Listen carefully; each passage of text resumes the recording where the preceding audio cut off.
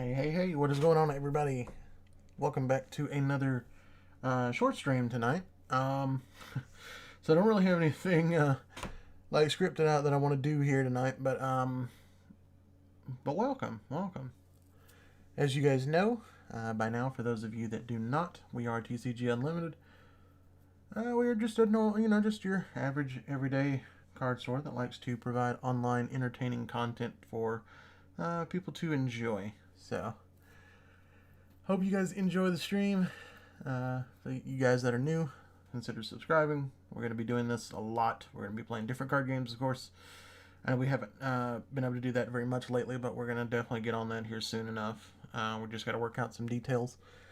But tonight, just going to be a quick short stream, probably nothing more than 2, maybe 3 hours. I'd like to do longer, but I have to work all day tomorrow, and yeah, gotta get up at like 5, so yeah. But today we're really, I was debating whether I even wanted to stream this or not, but I figured, if we're gonna play anything, I might as well stream it. But yeah, we're just gonna basically just be having some fun here. Good afternoon, my friend. Pulling the strings. Welcome back to the stream, as always. Thank you for joining. We're just basically just a short stream tonight, just to test a new deck that we built. Basically, I was like, I want to build something a little bit more serious, but could be casual at any given time. But at the same time, I'm like, if I come up against somebody that wants to play more serious, then we can. But I mean, because like the only serious deck we had was like the Azusa, and people really don't like playing against it. So I figured I'd build something else. I went back to my old shenanigans, my old ways. Anybody that knows me will tell you I'll just go build a deck in like 2 hours just off of a whim. And, everybody will hate me and never want to play with me again. But so I spent like 3 hours last night when I should have been sleeping building this deck. Getting the couple cards we needed. Unfortunately, this is definitely not a budget build. This is more like a destroy your credit score kind of build. Like in total, I want to say this card, if you tried to build this in paper, this deck would cost you like $6,000. But thankfully, what we did not have, we were able to pick up for like $70. So, which I was more than fine with dropping. I mean, I'm not technically paying for it, I guess. So, but it'll be fun. So I'm hoping it works. I found a good skeleton for the deck that I liked, and then we just kind of tweaked it from there. Nobody wants to play today. But yeah, we're just kind of tweaking it tonight. So it'll be a kind of short stream. Nothing too fancy tonight. Alright, one more. Come on, people, come find out why you don't want this deck. They think they want this game, but they don't.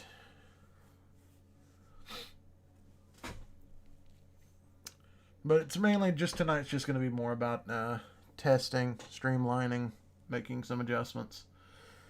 I'm missing a couple of lands that I apparently forgot to add. So I'll have to go back and do that another day, but none of them are like game changing. I needed a mystifying maze. That's probably like the biggest thing. Oh man, it's up to you, my dude. I mean, that's all up to you, my friend. If you want to jump in, that's fine. If not, I understand. Like I said, trust me, it's not. These games go the way I'm hoping they will. None of these are going to be fun games. But we'll see. We finally got in, so.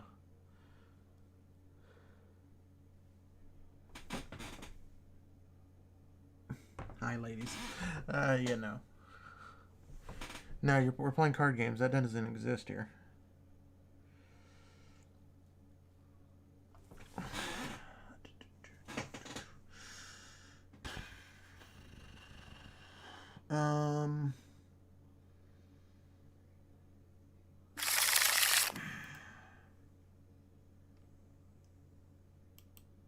Okay. Sure. Yeah, we'll keep this. Budget hate deck. That's fine. You can join in next game if we have enough time. Because like I said, I want to get in a couple of games. We're not gonna really, like, I'll play nice maybe to an extent, but like I do want to try to end the game because I want to thoroughly test to see how well it's gonna perform, and then so I can make some notes and change things if I decide it needs to. It's Holly. Why? Oh wow. Oh wow. Okay. All right. We're the sweat here, boys.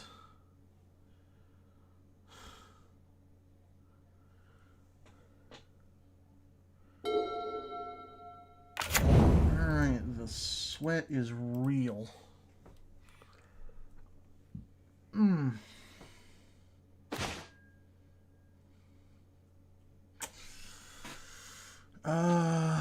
Let me see.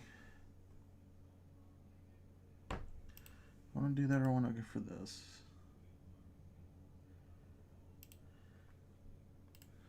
Doesn't tap, right? No. Okay.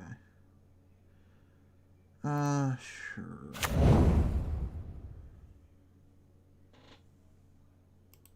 And then we'll just pass.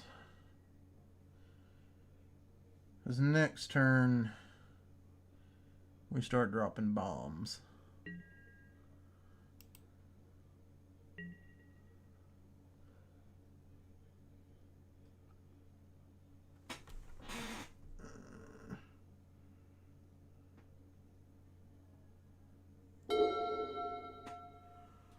Oh.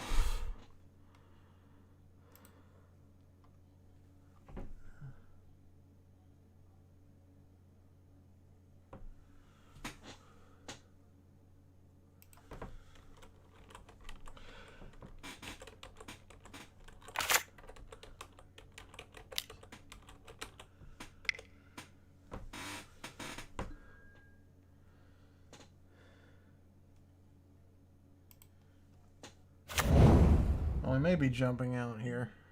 Yeah. Okay. Alright. That sucks. We had fun times in hand. I was gonna like turn 2 Karn Silver Golem and with things that are turn 3 Karn Silver Golem and things would have been glorious.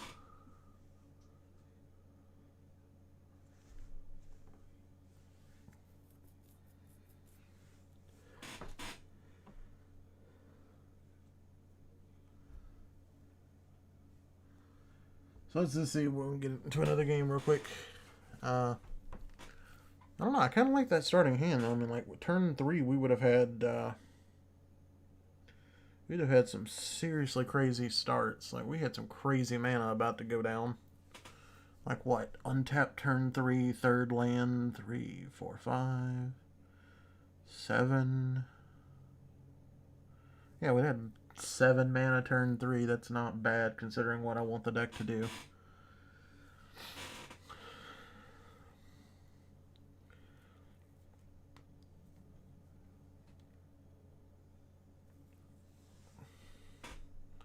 That was kind of crazy, though. I mean, that was... It's Holly, Kalia. Not Kalia. Centriplets and Golos. Oh, that would have been the ultimate sweat. That'd have been... the deck would definitely have been going through its paces. I definitely would not have been able to play that very nicely. And I'm not sure I'm confident enough with the deck yet to play it seriously. So... But, you know, that is what it is. Man,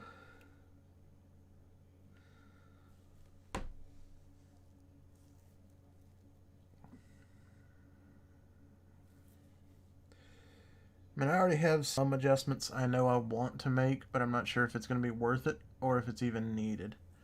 I do want to put some kind of a recursion method in here that's just better than shuffle graveyard back.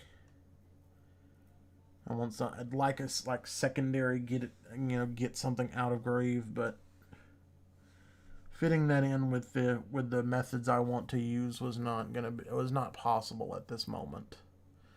But if I see certain cards that I'm constantly seeing that I don't care anything about or don't serve a purpose, we'll definitely change them.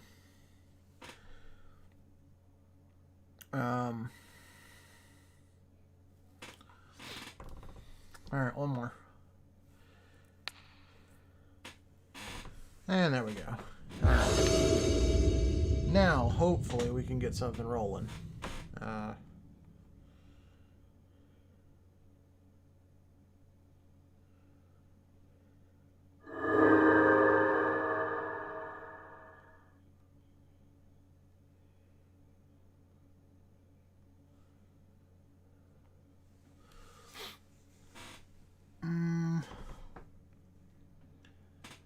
Ooh.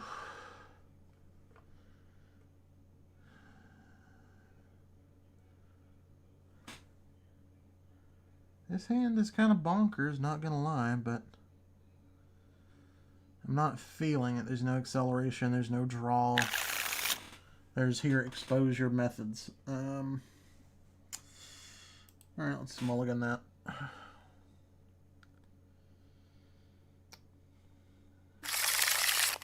I'm okay with this. This I'm okay with.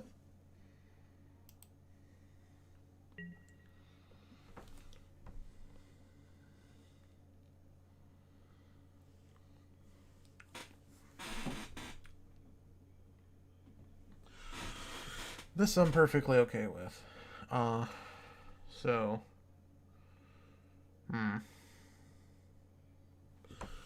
Again, well, let me get every... Oops. Let's not be dumb here.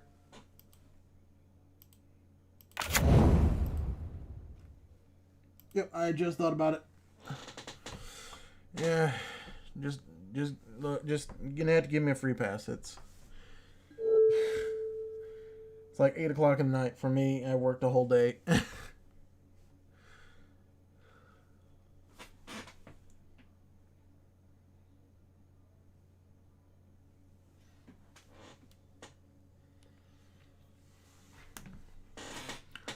Okay. Yeah, trust me, I realized it when I looked over, and at least we didn't get too far in. I actually caught it this time instead of 4 turns in.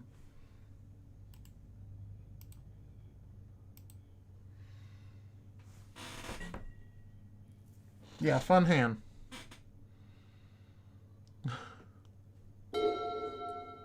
It's basically just going to sit here and just go... It's just basically just going to sit here and yell, "Don't touch me."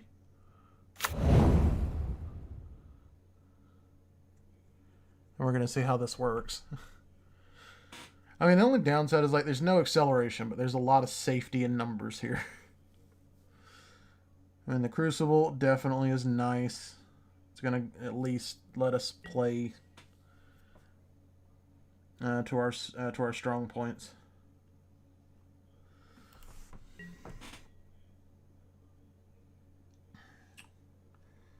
I forgot about that.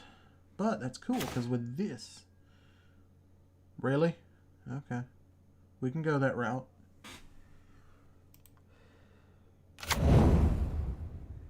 Let's go there.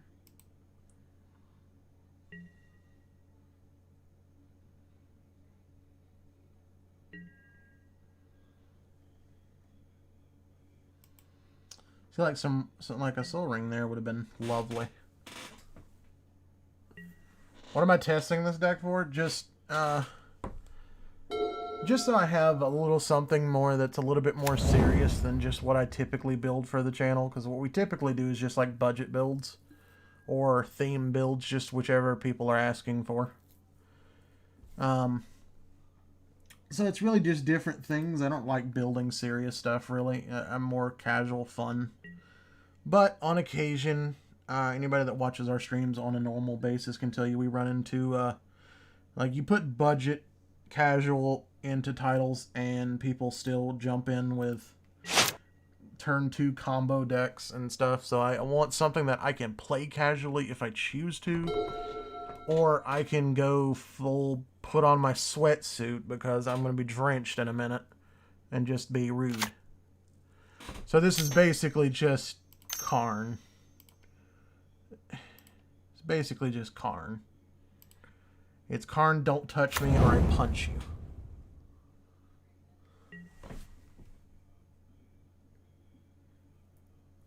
You're very new and learning as you go. Well, that's great, man. Well, anything you need to know, feel free to ask. I mean, we're a very new player friendly channel. I mean, we're a local card store as well, so we're always here to help out.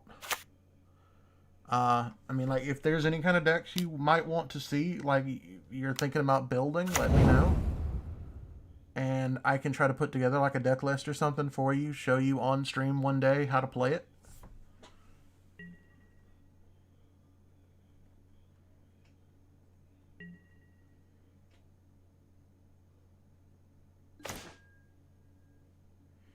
Yeah, I mean, it's really unfortunate. It really is. So, I mean, and when I play Magic, I'm playing for fun, so I usually just play with, like, friends normally, but ever since the store decided, hey, let's do, oh man, I want three here. No. But ever since the store decided, like, yeah, we want to do online stuff for people, so play online. And I'm like, okay.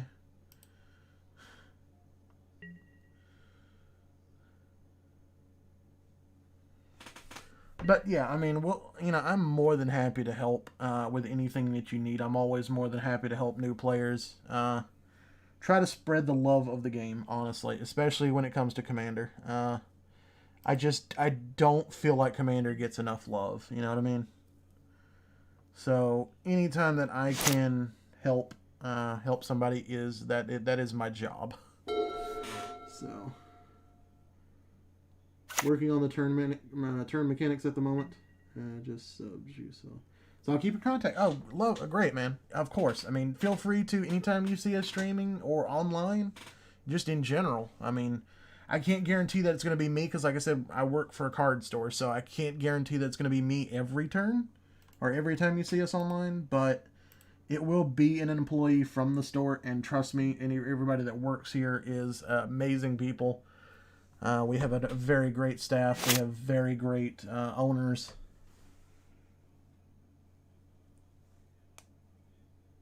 Oh yeah, I built, for a friend of mine, I built a Flash artifact deck for literally less than $5 on here. And the deck actually really runs really well. If you stick around to the end of this game, I'm going to show you a deck that we built on like less than $25. It's a gimmicky deck, but it works, and people just hate this deck. Bought 2 Ikoria Commander decks and itching to play paper. Oh yeah, absolutely. I mean, and that's the best way to do it. Is just get some, get a pre-constructed. Just enjoy the game. Don't try to jump knee deep in, trying to build something from scratch. Stay cheap with it. Like my first, the first deck that I ever built when I started playing Magic was Krinko Goblins, and at the time it was like a $20 deck. All the stuff had just came out. It was just like buy these pre-constructed, go buy a couple things just to make it faster. But here's you a Goblin deck that's easy to learn. It actually wins games. It actually smashes. Have fun with it.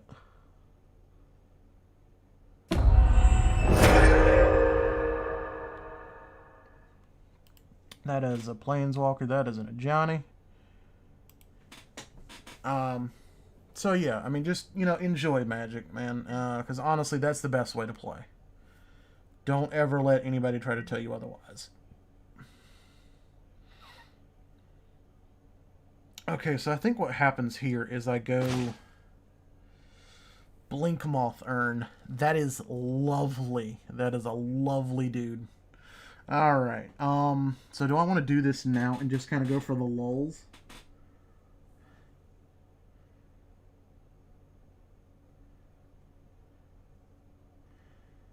Okay, yes. I think I do, just because I'm going to get the... Can I get Blinkmoth? Or no? Okay, so no. But I think I want to go for Anvil. Do I? Yeah, why not, right? Why not? It's all about the lulz here.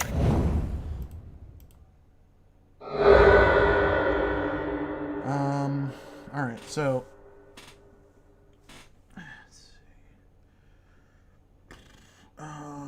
let's see. How do I want to do this? How do I want to do this? Because I definitely want to get this out as soon as I can. So yeah, I think we're gonna do that.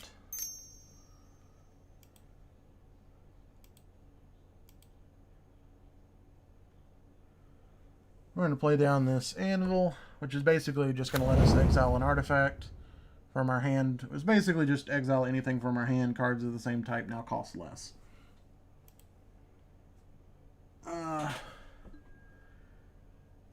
So basically, because I don't want to be that guy in this game, I am going to get rid of this Turple Orb. Or Winter Orb, not Turple Orb. I wish it was a Turple Orb. We're going to get rid of the Winter Orb. Now everything costs 1 less. Correct? It's just...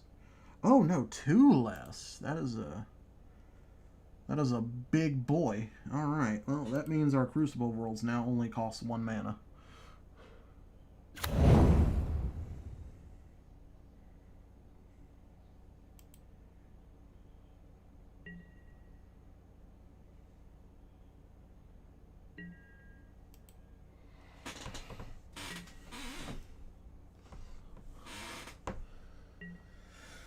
Let's see.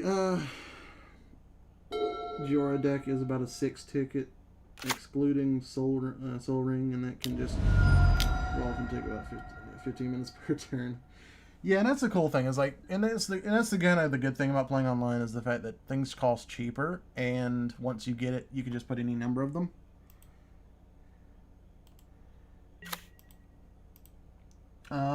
But yeah, I mean, and I like, that's the thing, is like, you don't have to have Soul Ring. Like, I've played several decks where I just never bothered, because Soul Ring being as expensive as it is, while it may not be expensive, I mean, you know, when you're someone like a lot of the people that I know that have like 20-something EDH decks, and you're buying 20 Soul Rings, that it adds up very quickly. Of course, I know people that drop thousands of dollars.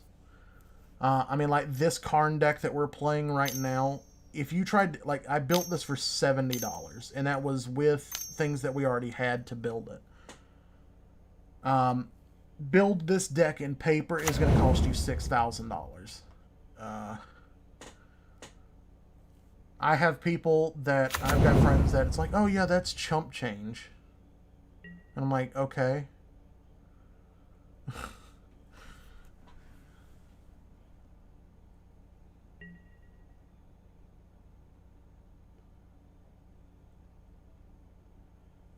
I'm using the 5 tickets loan program from Card Hoarder, so I have 1 commander deck at the moment. Just to finding decent games. Yeah, you know, and I really do. I really like that loan program. I did not know about that until the other day when I saw that option on a website.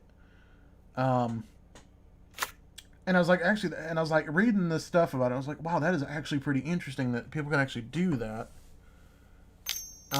So that's a really great thing. And yeah, it's finding games that are like that. So trust me, my friend, I understand the trouble. And that's part of what I want to do with this channel. From time to time, not all the time, but it's like I want to have those budget decks that we can show off.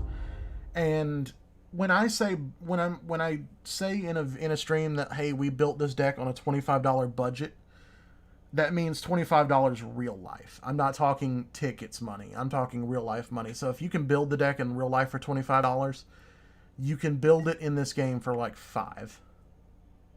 If you get lucky and like Card Hoarder has the cards, like you can get really lucky and build some very decent decks for next to nothing. Scorched Ruins against a Johnny.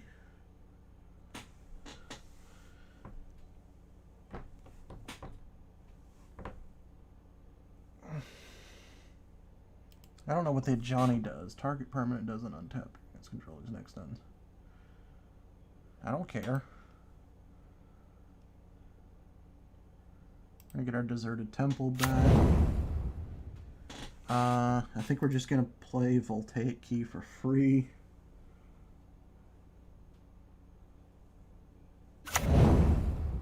And we're going to play our Blink Moth for what, 3?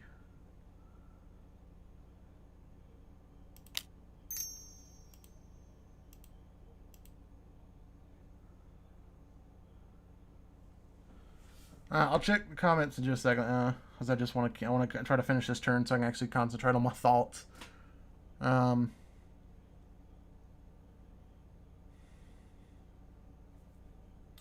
be like, yeah, sure. I mean, Ajani's cool, but Ajani's not going to bother me.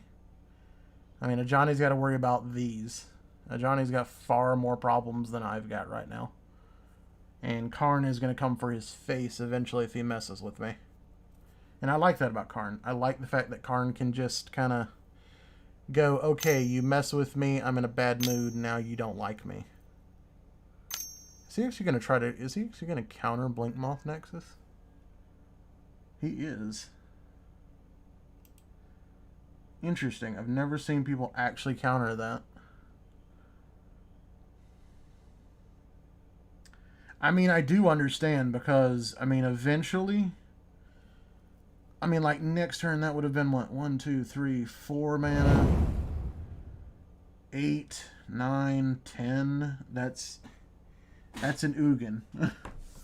That is a Ugin on turn 5. That is a scary day. Well... I can untap target artifact. Yes. Nah. There's nothing else we can do here. And that's a problem when you play Karn. People are just going to target you just because you're playing Karn. So, you just kind of get used to playing Karn. Get used to getting targeted, get used to getting bullied. But I don't take anything personally. I enjoy the game. I don't even care if people target me first. All right, let me check comments now. All right, posted a YouTube video about that in my local store's Discord, so eventually, etc. Yeah, I just got a webcam, so eventually I'll get confident enough to play paper that way. Yeah, I mean that's the way to go right now. There appear to be a few Penny Dreadful leagues, so that's cool for the loan program. Yeah, that is great.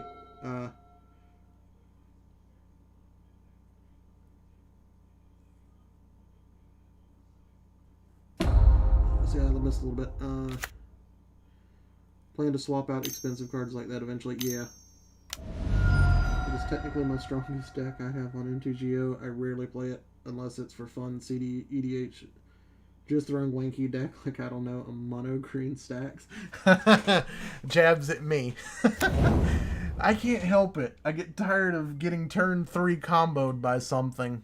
Like the other day when it was just, alright, you're stopping me from playing the game, so I'm going to sit here and deal infinite burn damage with Nev Mizzet until I draw combo pieces and just combo off from there.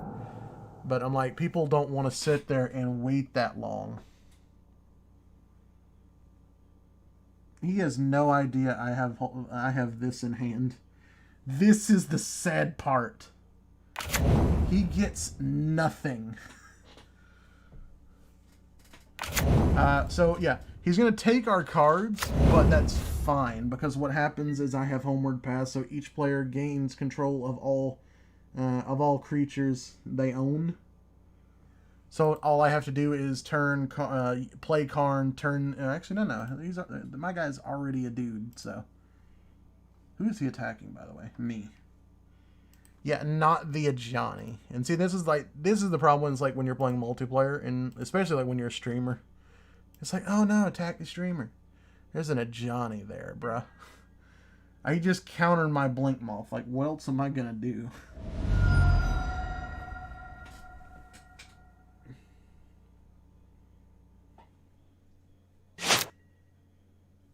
You love the mono green? Yeah, see, And see, it was like, that was just like one of those, was like a friend of mine was like, you should rebuild a Sousa, but make it even more hateful than it was the first time. And I'm like, dude, I could drop Eldrazi's turn 3. How can I make it more hateful? And I started doing some research, and I'm like, oh, okay, stacks is a thing now. Okay, here's the answer. Let's make everybody else's cards cost 100 mana, while ours cost like nothing because we can Genesis Wave for 33 times in the same turn.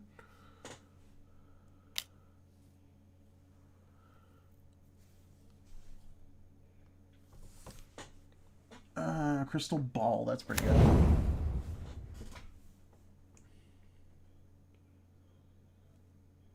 I mean, I try not to. Like, the way I look at it is, if you watch the stream and you stream snipe me to target me, I don't care. I don't get upset. I mean, a lot of the guys in my streams that do play games at least have enough decency to, like, turn or minimize the screen but still, like, leave the audio on sometimes just to hear commentary. So I do try to not talk about what strategy I'm planning here and there, unless it just doesn't matter. But the way I see it is, if you stream snipe me and I still beat you, it just means that my deck was that much better than I anticipated. But if I lose, you know, sure, in the back of my mind, it's like, yeah, you beat me because you stream snipe me, but, you know, to me, it doesn't matter. My goal with doing all of this, as you know, as a card store employee, my goal is just to entertain people. So as long as I'm doing that, as long as I get a good laugh, I'm able to entertain you guys watching, then I've done my job. I could care less whether I lose 100 games in a row. I could care less. If my misery and me losing 100 times in a row makes somebody laugh, then I've done my job.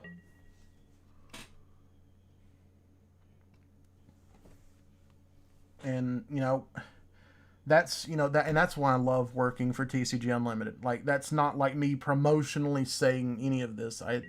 You know, they've always preached, you know, we're not going to ask people to just give false statements. If we talk about the company, to give good, honest, truthful opinions. If they do something we don't like, say it. You know, if we do something we like, say it. They encourage us to be very vocal about the way that this business runs, and I appreciate that. I mean, this company is amazing. I've been in a lot of card shops. I'm not going to say names, but I've been in several where it's like the minute you walk through the door, you get looked at like you're nothing more than dollar signs to these people. And that's not the way that I see a business, the way it needs to be run.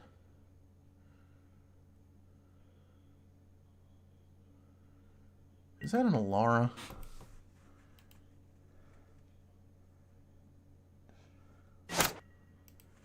Oh dear. Okay.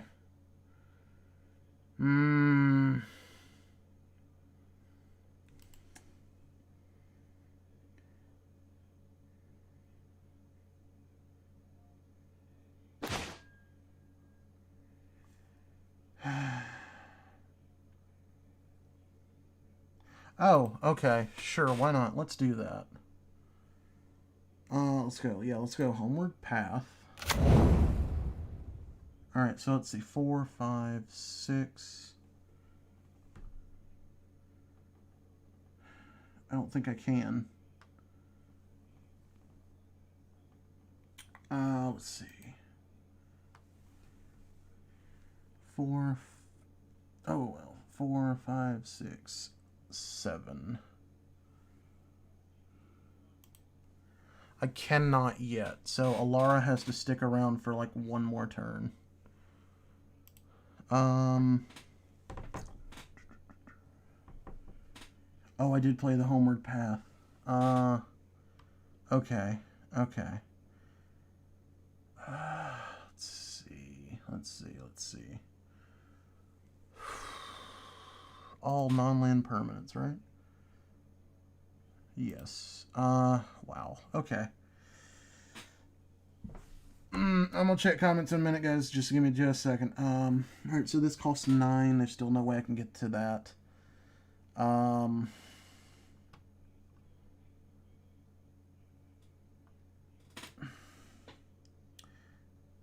Okay, and that's just taps. That's just taps on him, bro. Alright. All right. I wish just like since it already costs us 0, I wish it just kind of gave free mana. All right.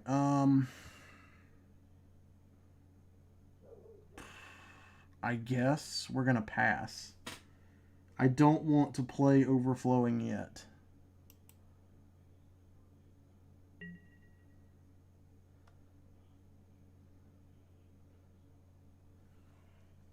I mean, the cool thing is, like, even if he blows everything up, we run big, nasty Eldrazi's to reshuffle, so even if he pulls it off, I don't care.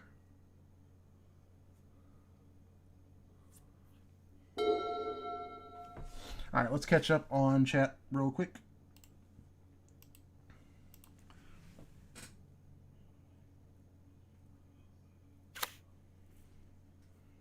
Turn off the video when you play.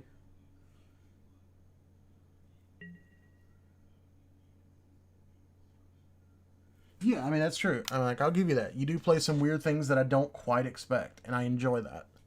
Because it is a very welcome thing to see, you know what I mean? So...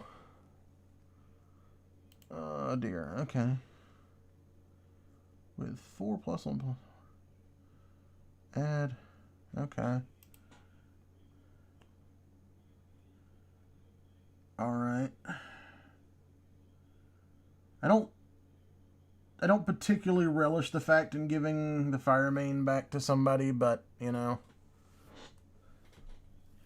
But yeah, but as I was saying, but I mean, and that's like the beauty of working for this store. The owners are very good about their top priority is customer satisfaction, giving back to the community. I mean, we run, before all of this pandemic nonsense started, we did many different charity events every year. We tend to lose money more than we make at these events, and that's honestly, like, if I feel like I would get in trouble if we actually made profit at those events. Like, I feel like I'm getting those dirty looks if I attempt to make a profit on a sale. So the owners that I work for are very community friendly. They care more about the customer than they do making a dollar. I mean, to be honest with you guys, like 90% of our sales come from online sales. So our shop lives and dies online. I mean, we could get by in store too, don't get me wrong, but we can, and that's the way they wanted it to be built, was that we can lose money in store, make it back online, but that allows us to have a more personal one-on-one experience with customers in store. And it allows us to, like, say, hey, you know, I know you don't have the money to pay for this. You know, you're $4 short. We're going to give you a $4 discount just so you can afford to buy this so you can enjoy this game. So, I mean, we lose money just on a very regular basis. And we don't care. You know, to us, it's, again, it's more of just enjoy the game. You know, so I'm very lucky to be working for the people that we work with.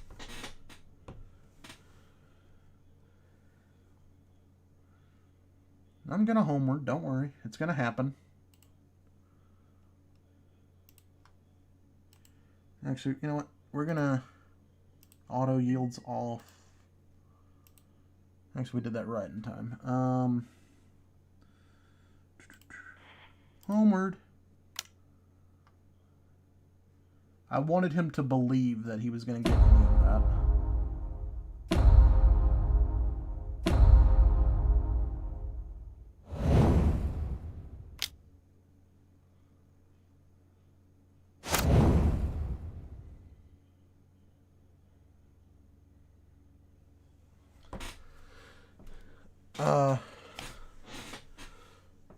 But yeah, so, you know, I'm very happy with the guys that I work for.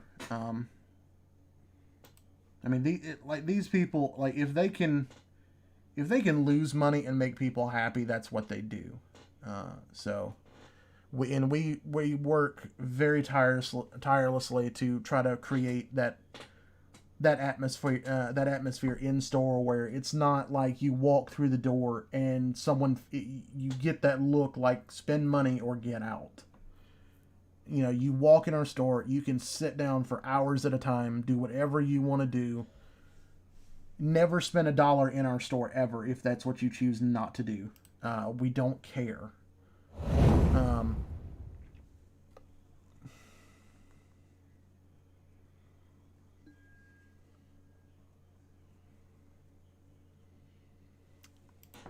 I lost my guy.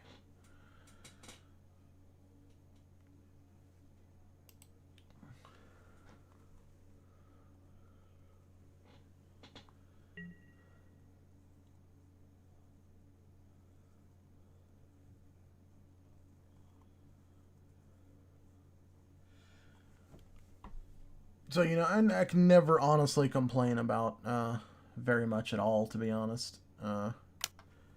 I'm lucky to be able to work for this company. I mean, it's been an experience for sure. And, you know, now that they're really wanting to push the online because they see the value and how hard that we've built the online side of the store. They really want to start reaching out, building the community. Like, I mean, like, we haven't even cracked what 50 subscribers on here yet, and like they're planning for like when we hit 50,000. Like, these guys are ambitious, they have big goals, they have big dreams, and I love that fact. Like, they want to start doing like booster box giveaways to anybody that beats us on stream. Like, they want to do tournaments online. They want to just do giveaways. They want to make regular videos. And like, eventually, when all of this nonsense passes, and we are able to do some renovations on the store so it looks a little bit nicer, like they want to do like live videos in store and whatnot, and you know, kind of show off what goes on in a normal card store. Like, these guys really love what they do, and I really enjoy that. That atmosphere of knowing that you work for a company that really cares about the customer. Destroy target artifact. He's going to destroy my manifold key.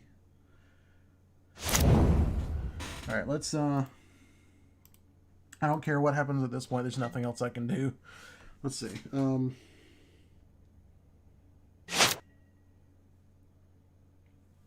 Do we have in-store play at the moment? No, we do not. I mean, like, we're from, our store is located in Alabama.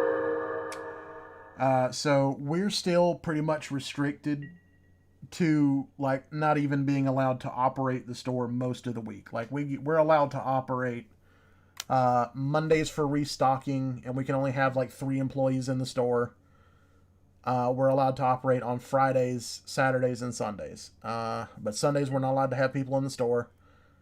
And I want to say it's like 4 employees on Sundays, which is fine because Sundays is usually just me anyway, because that's our stream day. So for the moment, no, we don't have any in-play store, any in-store play at the moment, unfortunately.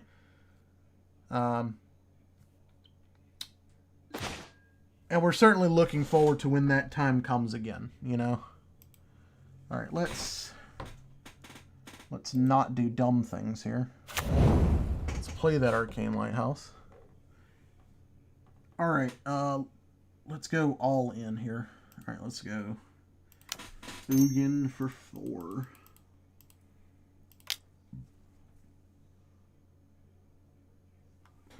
Ugin is still 3? Are you kidding me?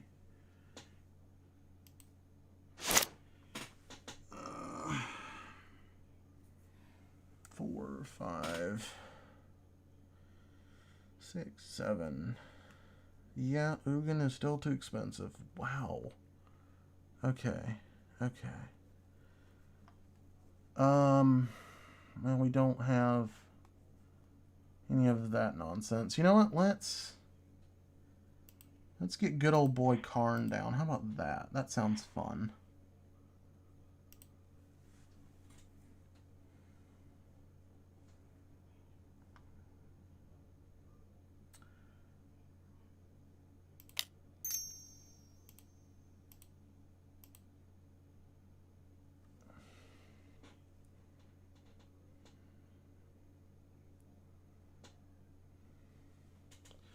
I assume the blue player has counterspell. I don't imagine he lets us play this Karn. He actually lets Karn resolve. Interesting. The day that Karn was allowed to resolve, ladies and gentlemen, we have seen it all. Karn has resolved.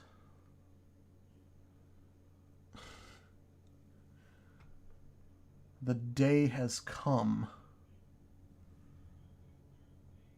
There's nothing, though. I've got nothing. And it's basically just going to be, hey, here's the thing that can happen. Pray that it doesn't. Karn's going to be coming for somebody. And I'm definitely glad we got that other land out of the graveyard just in case something nasty happens. We have plan B. Ugin is plan B. I am a little sad we haven't seen any more of our ramp. That's unfortunate. One of your favorite decks on MTGO is Mono White Daxos. Steady life gain. Does not gain a lot of life, but with 1 or 3 a turn, occasionally 16 if I get Godlike Hand. Yeah, Daxos is pretty good for life gain, certainly. Daxos can do a lot of funny things. Sounds like your LGS. They give you discounts on a lot of stuff. Well, that's good. That's great. I'm glad.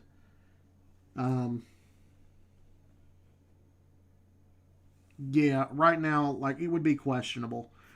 And it's mainly, we could probably press the issue if we really wanted to try to do that, if we really wanted to get people in store, we could probably push it. But the problem for us is the fact that, again, we're more concerned with the safety of customers, so it's certainly not something we would just allow. You know what I mean?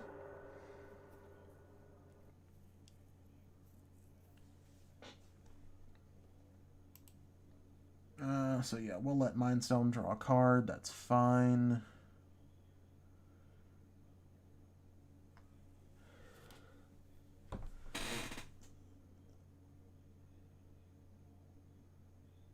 Why not? Why not? I mean, like I said, this is not serious gameplay. This is just tweaking this deck. I don't care if I play it optimized. I'm just really trying to get a good idea of where this thing falters.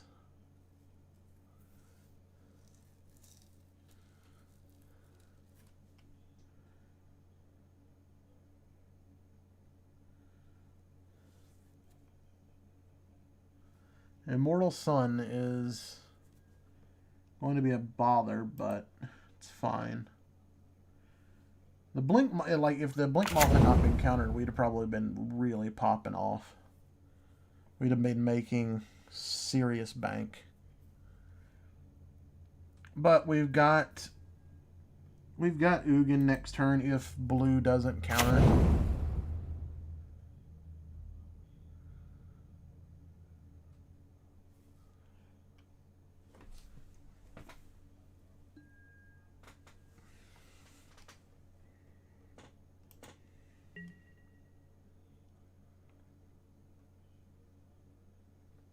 But yeah, Andrew, I do feel you on the discounts thing, man. And that's great. It does make me happy that there are some other stores out there that understand the difference between, being a good store and actually supporting someone's hobby than just trying to rip people off. Because like I said, I'm not going to throw around names because I'm not going to throw around accusations, even though there's, numerous proof of it. But a store I used to go to, they rigged events for their friends and family. They would rig the tournament bracking so it's the better players had to beat each other first, and then they would give their friends knowledge of what the other people were going to be playing so they could have a deck that was specifically designed to beat their decks. And I mean, so they would heavily rig the brackets. and then it was like for people that they just did not like they would jack prices up and charge like highly unnecessary prices. Oh, why did you do that? Why did you do that? You know what has to happen now, right? You know what has to happen now, right? I have to be a butt, and I don't want to.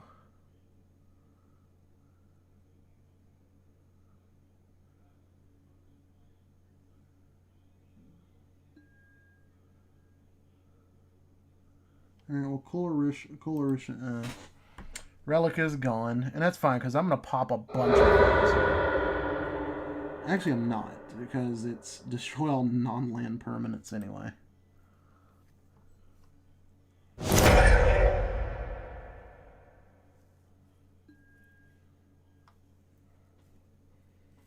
Yeah. Personally, and like, there's really no point in doing all this. Like, he's destroying all non-land permanents anyway.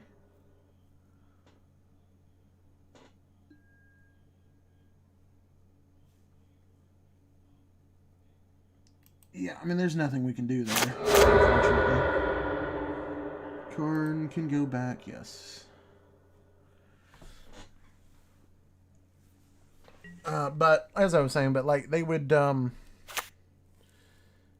like, magic boxes that were, like, at any reasonable store that you could probably buy these boxes for, like, $80. Like, they would charge, like, $140. And I'm like, that's no. Like, most places, like, will try to retail for, like, $120, depending on the set. But, like, trust me, walk into our store and ask for a box, and you're going to get it for, like, $85. I mean, because we're not going to sell stuff at ridiculous prices. As long, like, our store owners basically have a simple rule. You know, make enough back, you know, follow, you know, Wizards guidelines on what we have to price things, but we can cheat around that with discounts and whatnot. You know, we can make up, like, various events that we can give away discounts and whatnot that basically allows us to get away with selling things under retail.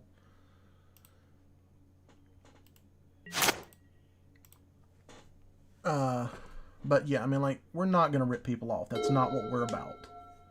We as long as we make enough money to stay in business, pay employees, pay the bills, we don't care. Slowly upgrade our equipment so that we're staying up to date, so that we're not working on a, you know, 6-year-old computer or anything like that.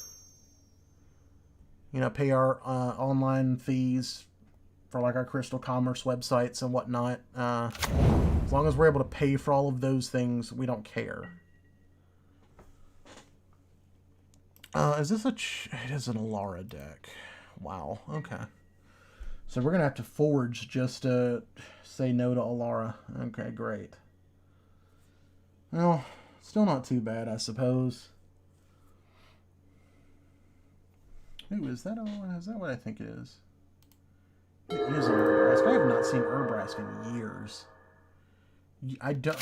What is this even? Oh, yeah, yeah, okay. It's Talia. I forgot. Yeah, it's definitely a Talia. It's amazing how quickly I forget what I'm playing against. What was that?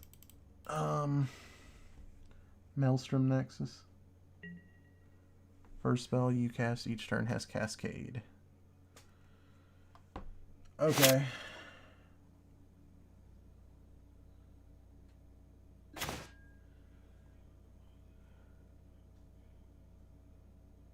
Oh, isn't that lovely? Like, my friend, look at this card right here. Tabernacle at Pendrell Vale. Try to buy this in paper, spend $2,000 easily. Buy it online, and it's like $20. It's like you gotta love this game. That's why I kind of, like, I enjoy doing it online, because I can build expensive decks, I can build fun decks, and not have to break my wallet. what do I want to do here? I think we're probably just going to go for ever flowing, to be honest.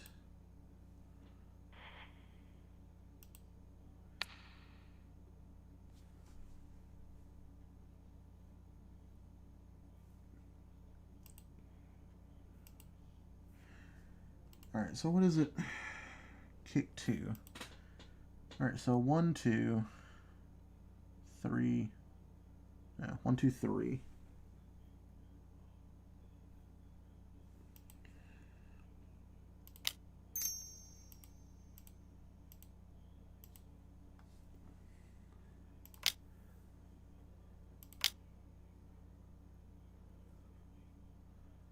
Ever flowing for 3.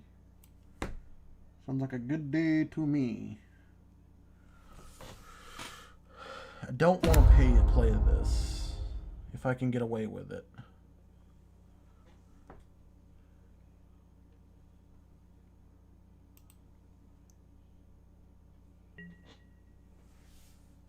Because if I play this, that gives him auto-destroy Alara anytime he wants. I mean, like, that'll work for later when we get our forge down.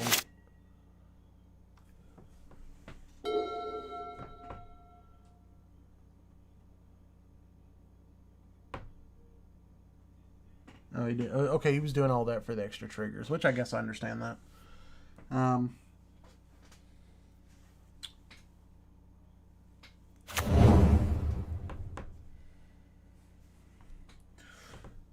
Alright, let's see. Like I said, I haven't seen Urbrask in a while. The battlefield tap. Are we going to see Italia again? Nope, Staff of Nin. Okay. I feel like this is going to be one of those long, drawn-out games where it's just... I don't like Alara for this reason, honestly. Because it's just ramp enough mana, just enough to be able to cast Alara just to throw it out there and say I can blow up the field anytime I want.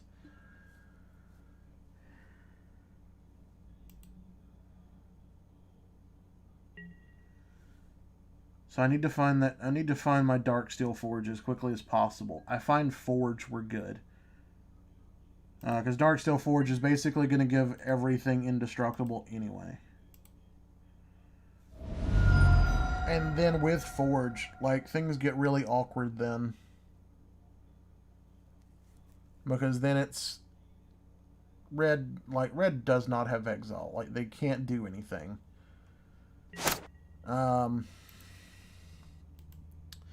Black-Red does, but...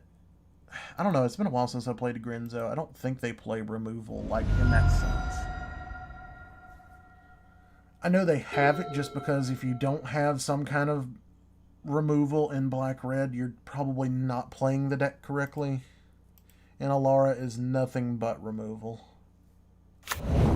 Like, that's the whole point of Cascade, to be honest. So, next turn he taps out to play Alara and Cascade, and then we Ugin. We say hello with Ugin. Solemn. Well, Solemn gets through Ugin, so...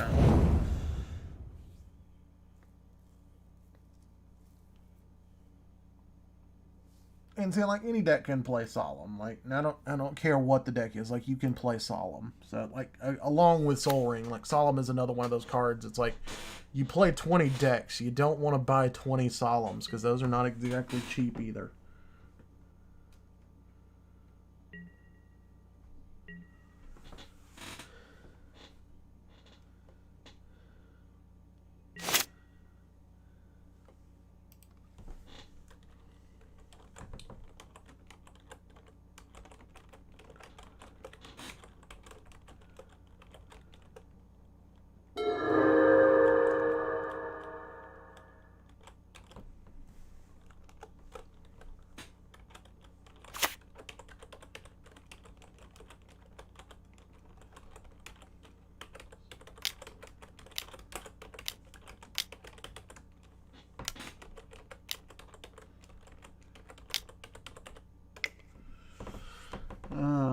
Yeah. And seeing like there was, like you said, the Alara, so.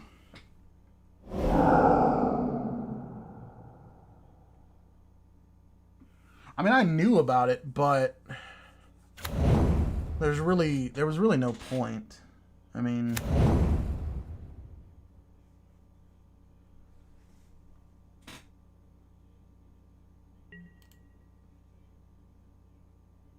yeah, I guess. I mean, and I keep forgetting about Deserted Temple untapping a land.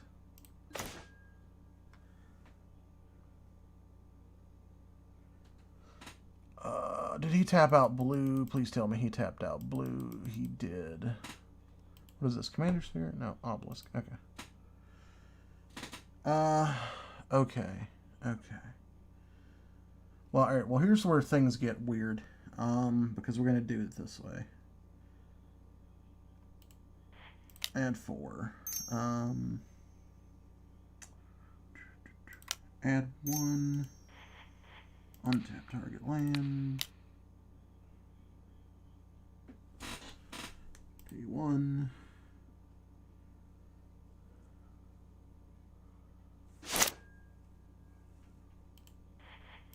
Pay 4. 8 for Ugin. Get out there. Hashtag get there. Alright, so I need what? 5, correct? 5.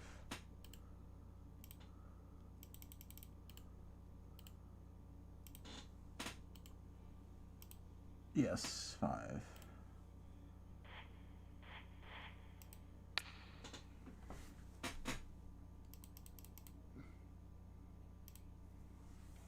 Bye-bye.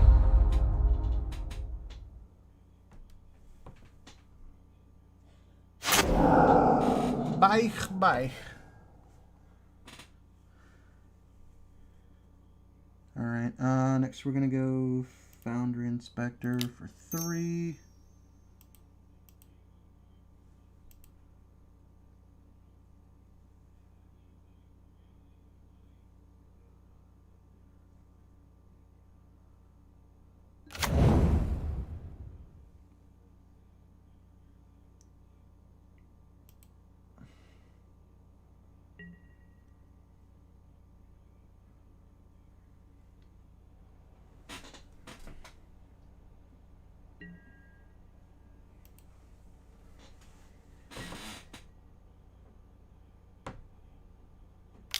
Yes, hello Ugin. Yes, Ugin is a big boy. Ugin is big boy. I don't even care. Kill the Ugin if you want. Ugin did his thing. I got rid of Alara. That's all I care about.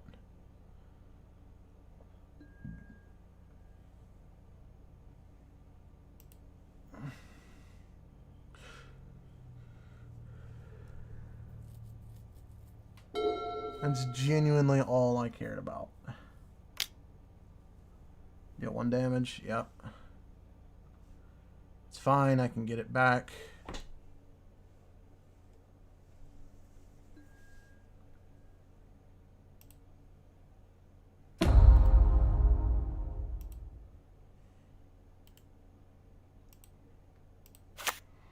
Next, we get down the Foundry, and that basically means we have infinite Karn.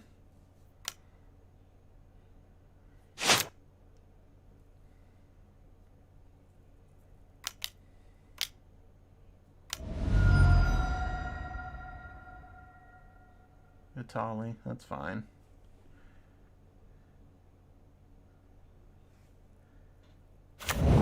I'd have much better preferred if he'd have played the Itali like the turn before, so I could have Ugined it. But oh well.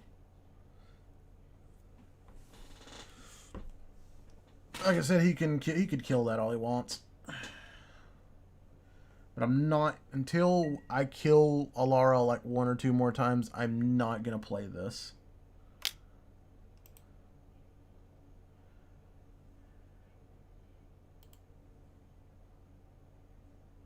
Oh, I guess it does have haste.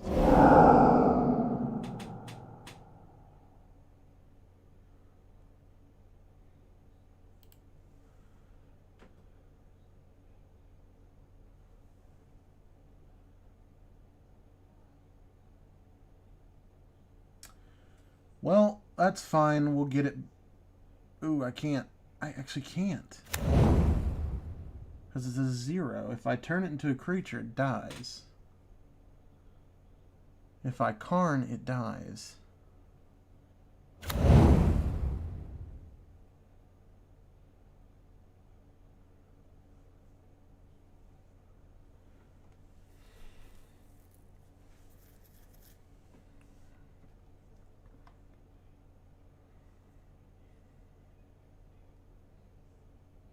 But he doesn't get Metalcraft, so I could always just kill it in response to him trying to play another artifact. Which may be the better play. Because, I mean, if I don't get it, I'd rather him not have access to it.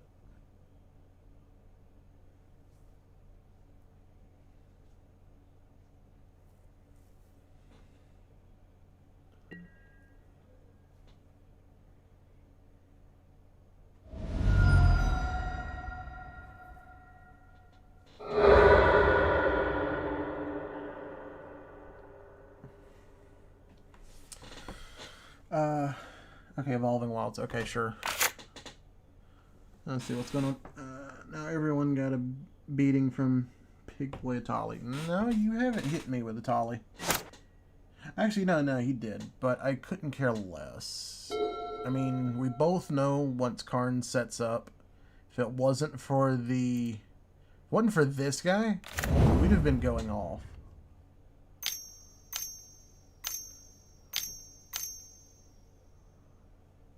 We'd be much further ahead in this game.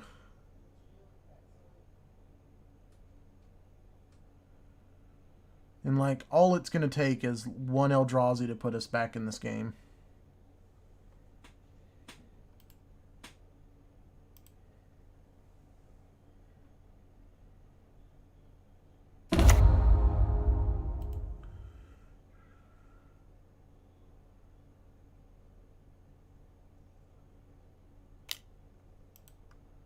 Wait, what? Oh, wow. Okay. Ah, he got rid of his own Homeward Path. I like how Homeward Path has become pretty common for a lot of decks that don't want to lose their big guys. I really should put it in a lot more of my decks, but I don't. And I kind of wish I did. Because the number of games where it's just, I take your things, is annoying. The only deck I won't put that in is Centriplets. And that's just, obviously, that ruins my strategies. But the cool thing is, with the way I play Centriplets, I don't actually have to take your creatures. I'm taking everything else anyway.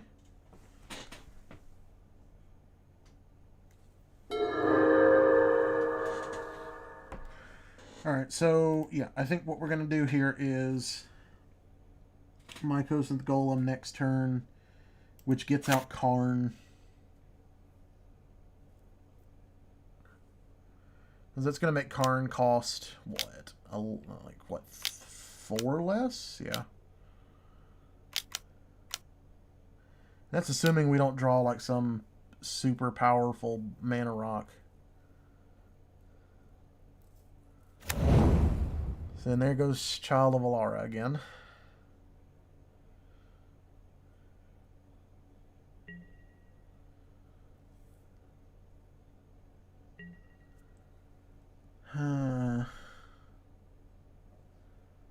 Darksteel Forge solves our problems.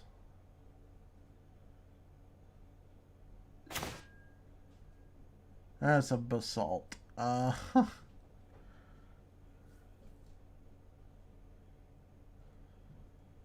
That's a Basalt. Well, with 3 cards in hand, he's got to find a way to sacrifice the Basalt, or sacrifice the Alara. So I don't feel like we have much choice here.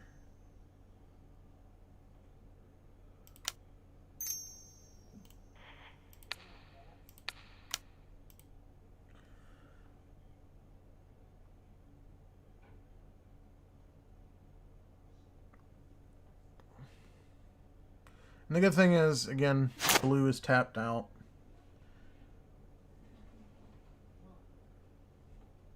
Yeah, so let's do this.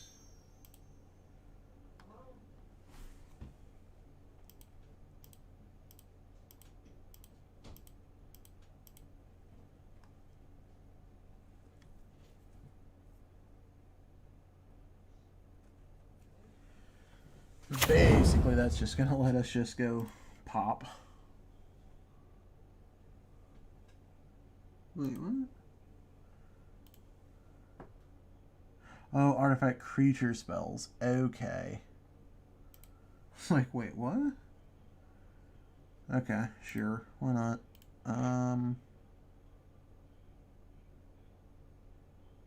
Yeah, sure. 3.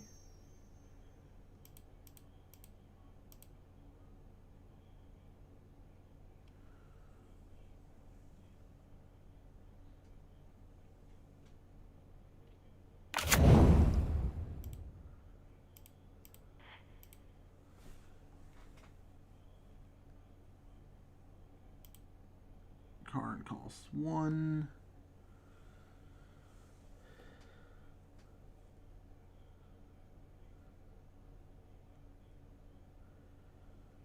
And basically, as if he doesn't find Sack Outlet, I'm just throwing everything at Alara anyway.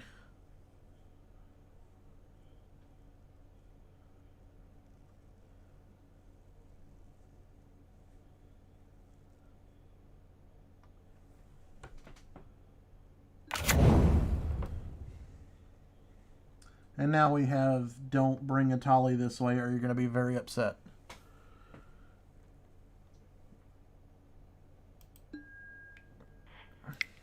Like Sadness, the one game where you actually can't play Pendrell Vale because of this.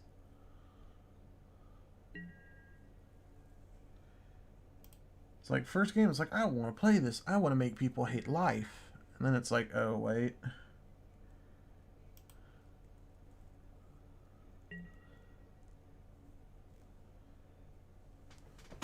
Although we do need our Urborg to make this actually tap for mana. Otherwise, it's just a wasted land drop anyway.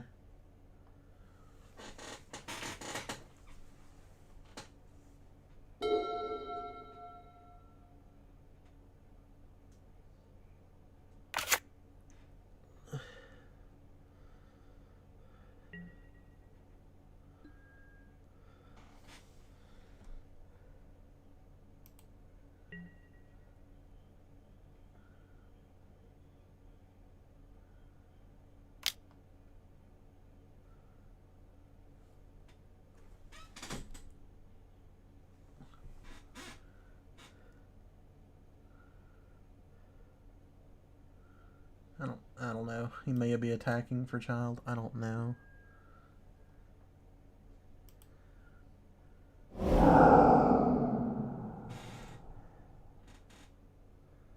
Odell Ori Mirrorworks. Okay, well. Which one is he? Okay, ooh, he's taking our Mirrorworks.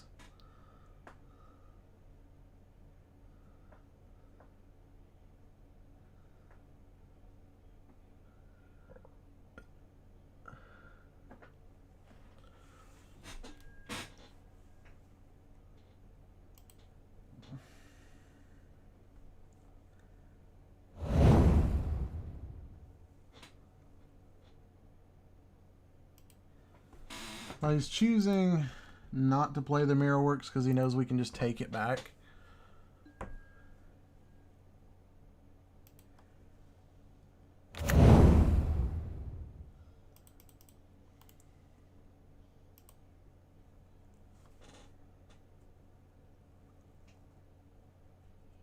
And him having one more man off of this at this point with that many lands is irrelevant.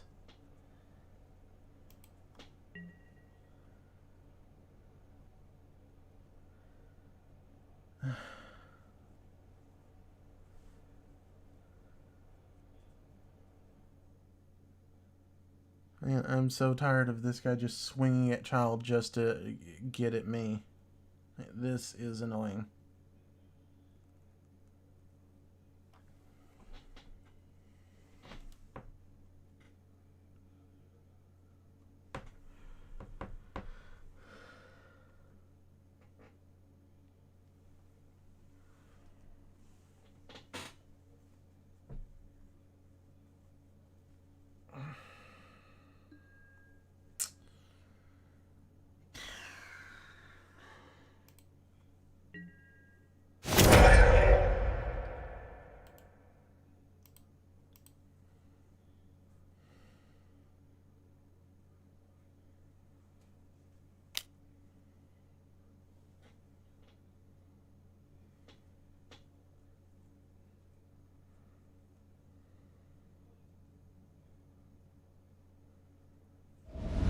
mean, and it's fine, because like I said, I only need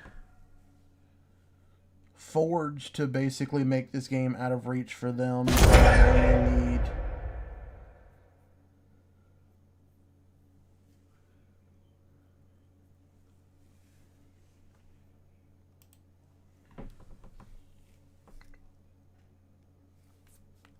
Like, I get one Eldrazi, we take this game back, because I'm just going to nuke him, because he's been a nuisance the entire game.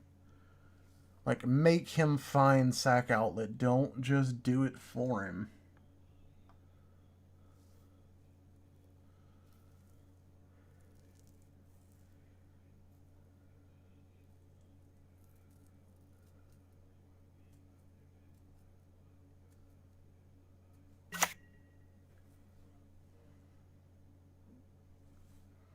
So Talia's died twice now.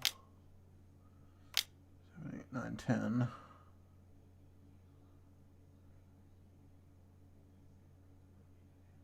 No, he's one short.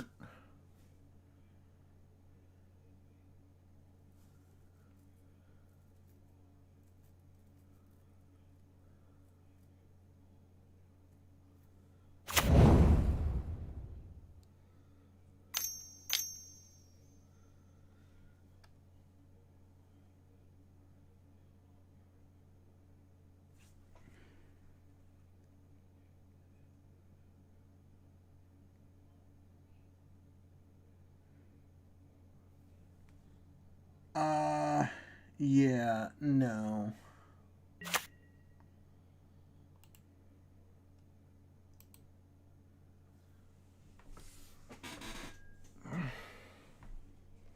Because this takes us out of the game completely.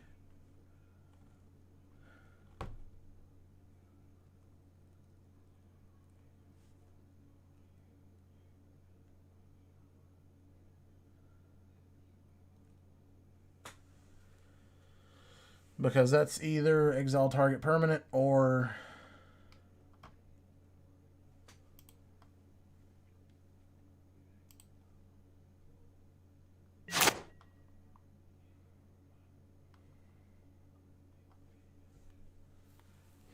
all is dust.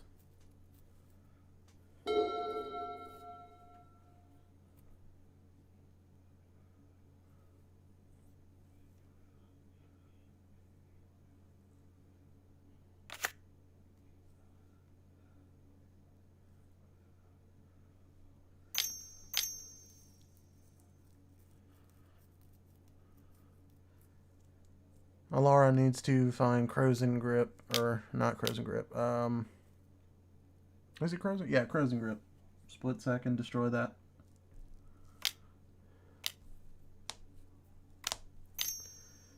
But I doubt Alara's going to do that.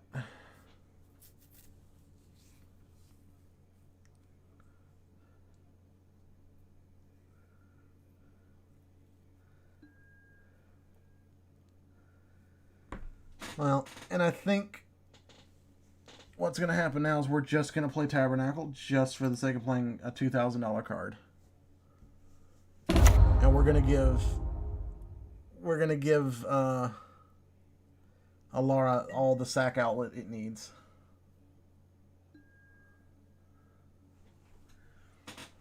Because at this point, the game is pretty much over for us.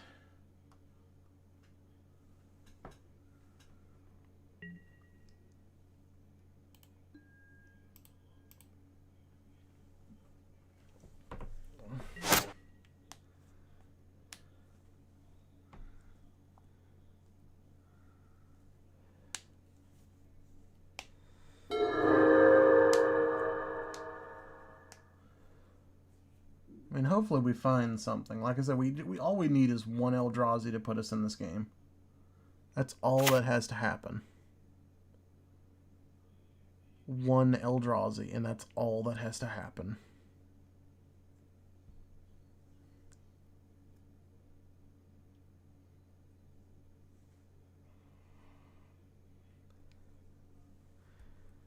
And then I'm destroying... Probably going to take out the that island. Because he's only got one island. And that's the kind of the silly thing.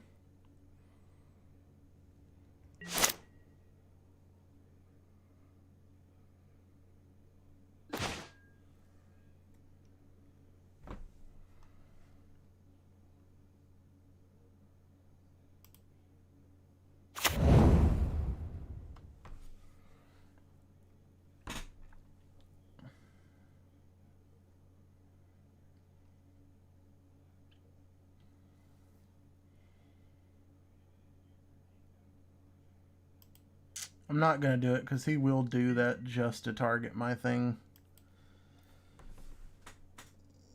Like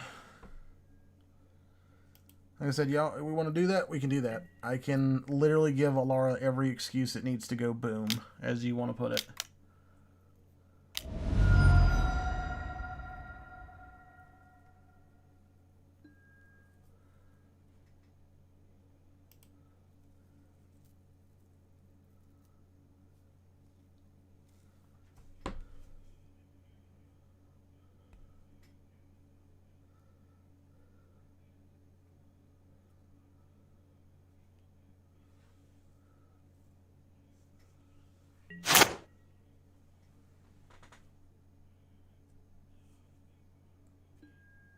Oh, anger. Okay.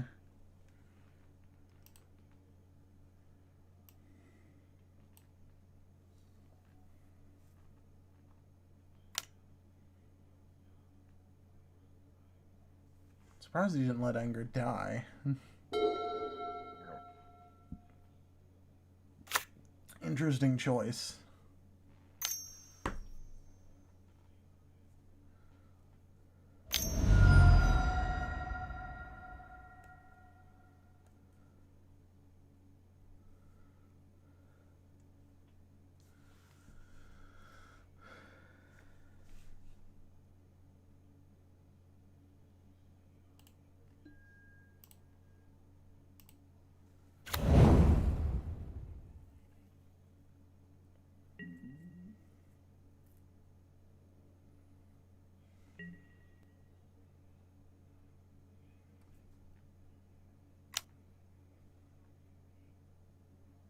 And Tolly trigger.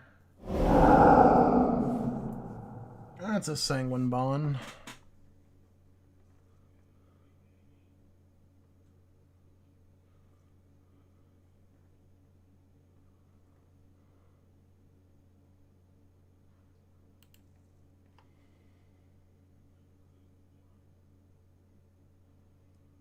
He'll probably just let ours go to the grave.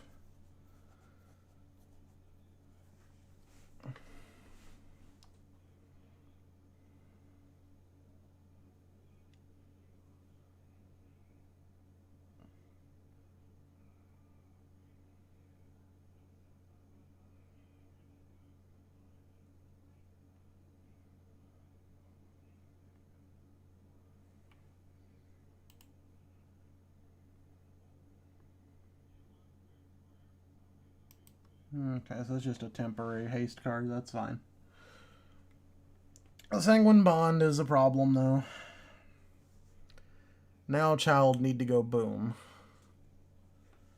Or I'm hoping he held back blue just for this occasion. But I really won't be surprised if he does nothing. Did he actually take it? He did.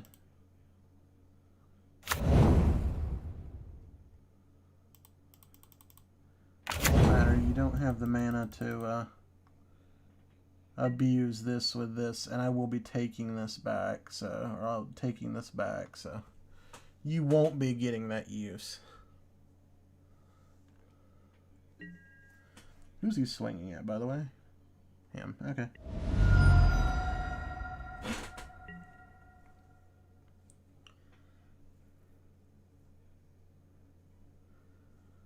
If child go boom one more time, I think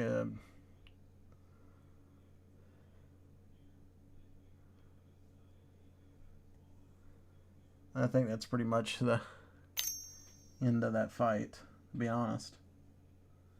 Like I said, I literally just need one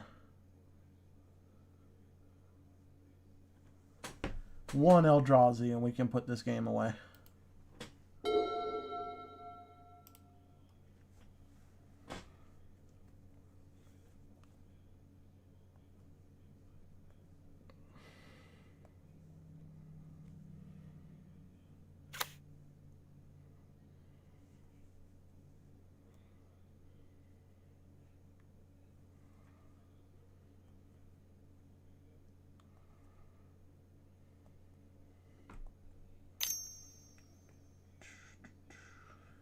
Okay.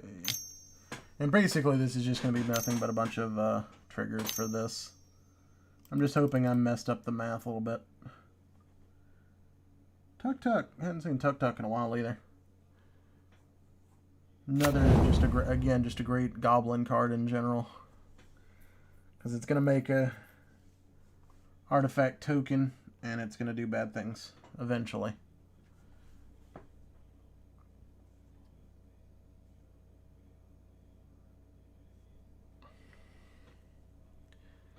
The fact that he's going hardcast Tuk Tuk is a little sad, though. I mean, like, for most Goblin decks, it's actually not that bad, but...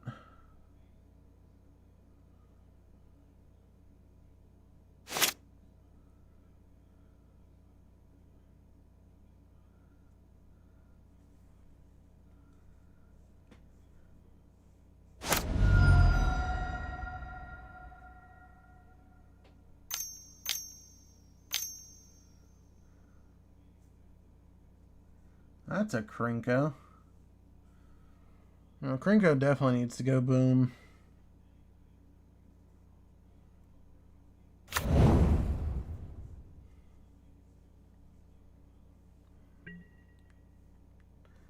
Because that'll get out of hand in like a turn or two.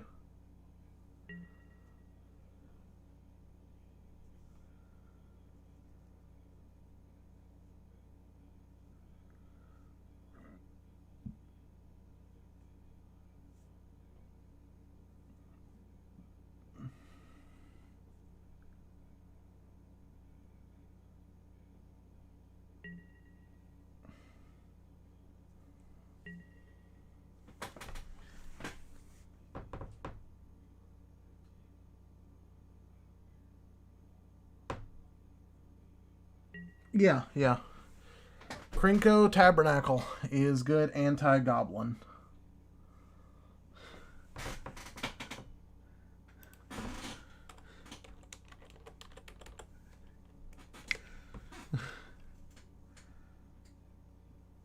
It definitely stops goblins from getting out of hand, but...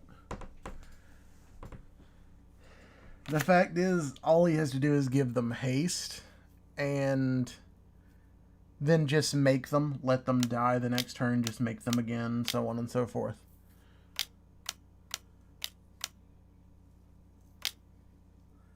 Child. Yeah. And see, this is like where I'm saying, like, I fully expect Child to go boom.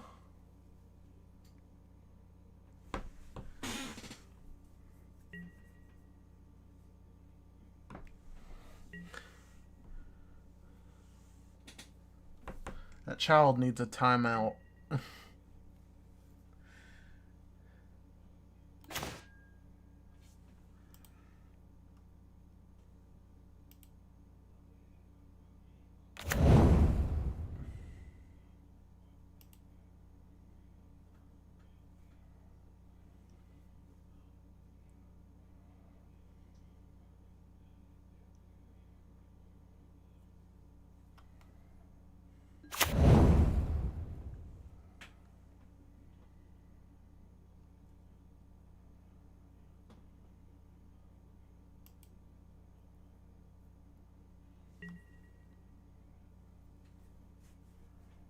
Spicy tech.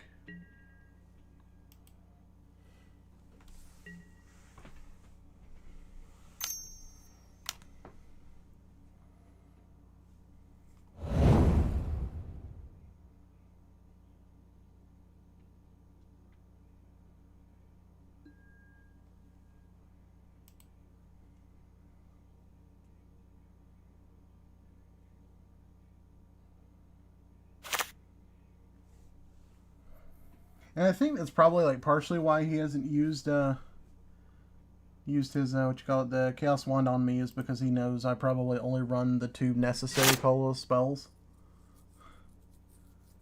And the very thought of possibly losing those is not something he probably wants. Losing all of his stuff is something he probably wants. I mean, the Krinko getting exiled off of all his dust is amazing, but...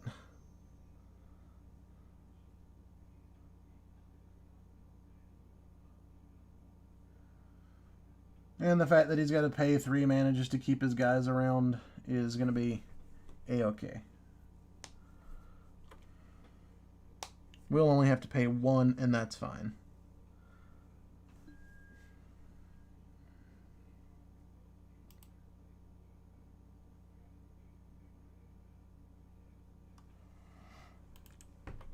Okay, and it does tap for mana, so...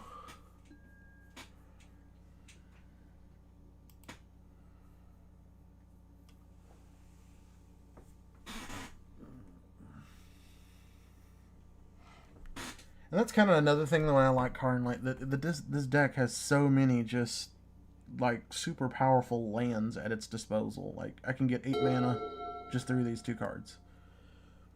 You could attempt to use my own cards against me to exile this, but then I still have Homeward Path, and I still have this. I still have this. So it's, I mean, like there's too many things like you would have to use Scour from Existence to try to get rid of. It would be better just not to even bother me.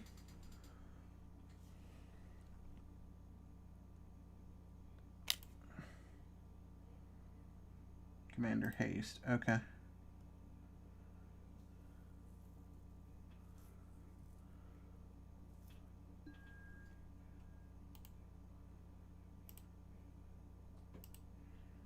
So, trambles.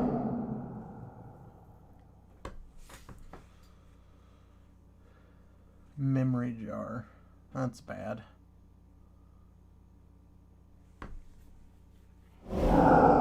Oh, he's not going to give me the Memory Jar. He knows what happens if he gives me Memory Jar.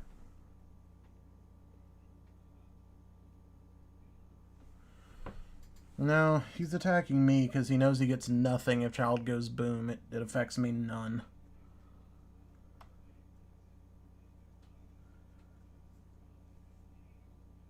I lose nothing.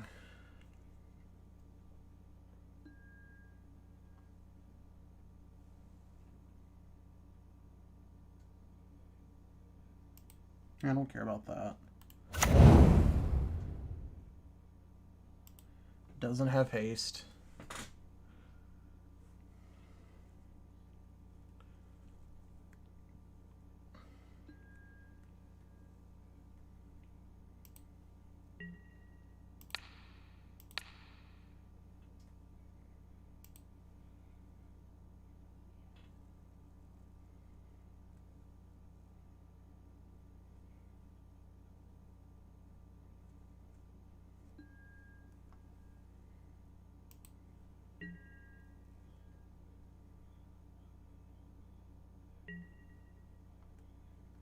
Yeah, so that's fine. I lose my token.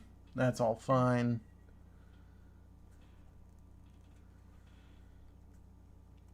Here's the thing, though. If he gets to start his turn and sack Alara,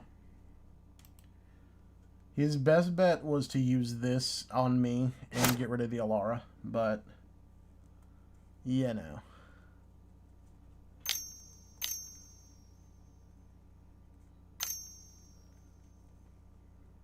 Pay those 3 beautiful green mana. Because letting Tuk Tuk die right now would not do you much good at all.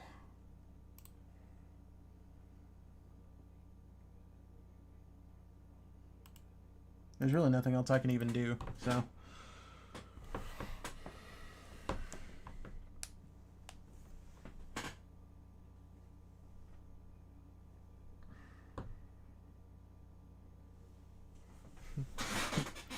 Yeah, I gave you Tabernacle. I mean, what more do you want? I'm giving you Anti-Krinko and Sack Outlet for Alara. I have given you the keys to the castle. It is yours to do with as you please. I am here to do nothing more than irritate Atali. Because that thing is annoying and needs to die in a fire.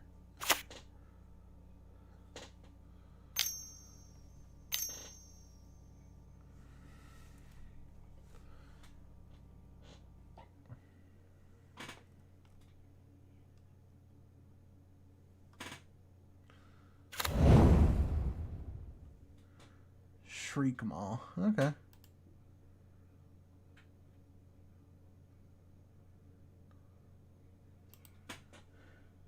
Alright, well, Atali's going to go away early. Night Night, Sweet Prince. Oh, I was going to say, wait, he let Atali go to the grave. Interesting choice. No, he didn't. Okay.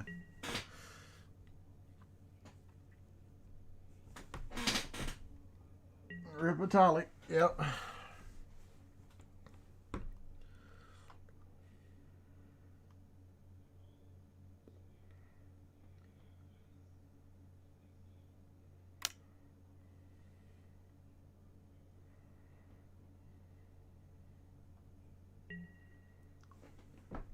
Swinging for 5. That'll put him at 8, and that's good. And like at least the cool thing is like we'll be able to untap and lose nothing from this exchange.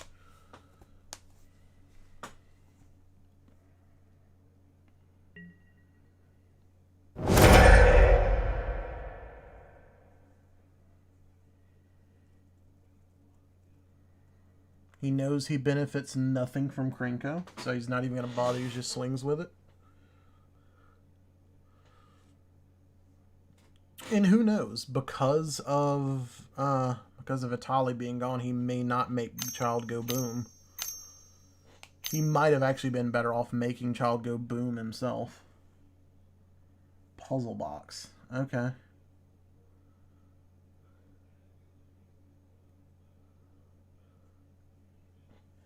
Interesting choice. Child might go boom after all.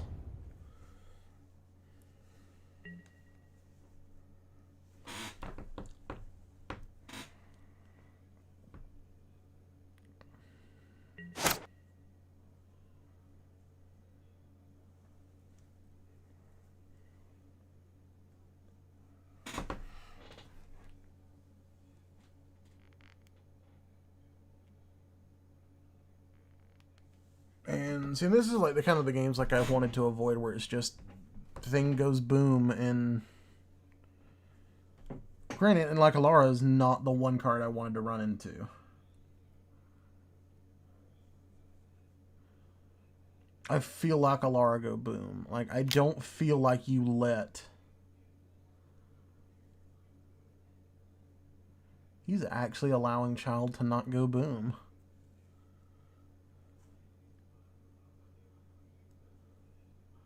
Interesting. I mean, granted, like, I would not at any point allow this to happen. You know what I mean? Me personally, like, I don't allow this to happen.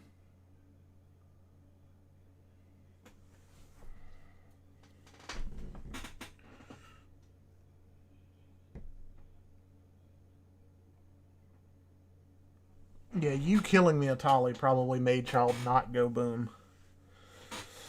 You know, and like the sad thing is, like, I actually used to like Alara. I really did. Like, Alara was a decent deck, but it was to me, it was one of those decks that it played for the 5 colors, and then Alara was just a never-ending board wipe should you come across the circumstance. So it was like you ran numerous sack outlets, and it was just Alara sit there and be threatening. It was just, I can sack at any given time and go boom. But this is more of just Alara annoy.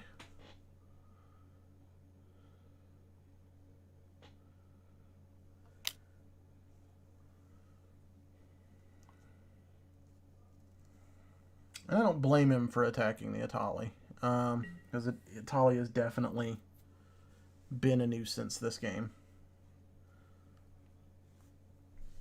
And Atali is basically being kept under control by the fact that Alara can sack on any given turn now. And it's basically going to stay that way until I find Forge and I start rebuilding my field. But like I said, all we need was like, okay, was we lost Makuro. Winter Orb, and Memory Jar to exile. And that's fine, to be honest.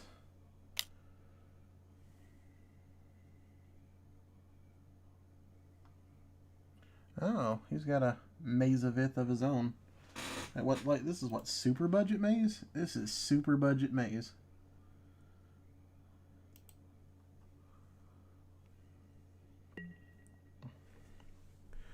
Like, the fact that he's literally played 2 cards the entire game is kind of annoying. Like, he's played Child and he's played an enchantment. Like, that kind of bugs me.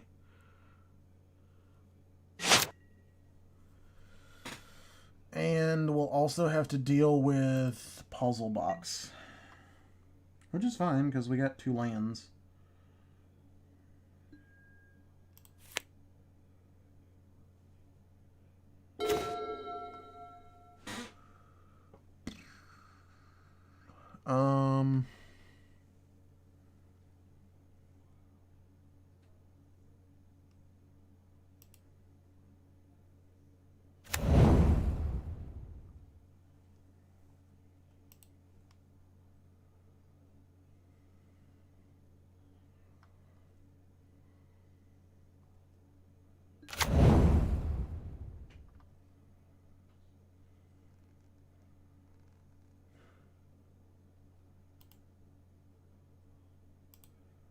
Draw 2 cards. Like, do I really want to? That's the thing.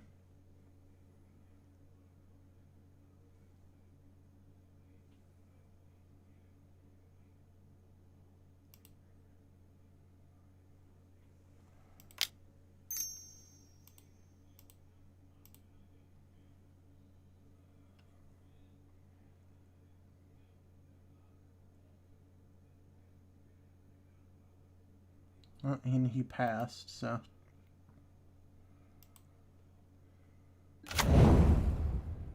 It's basically we're just going to have a head drone.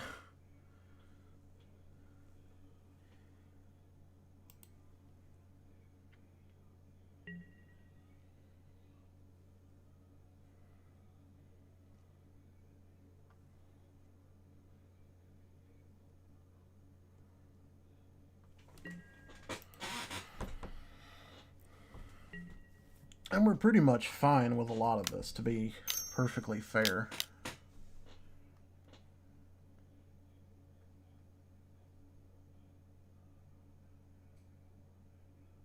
You know how this ends, right? You're either going to get all his dust or scour from existence. You get one or the other. And then I go boppity boopy.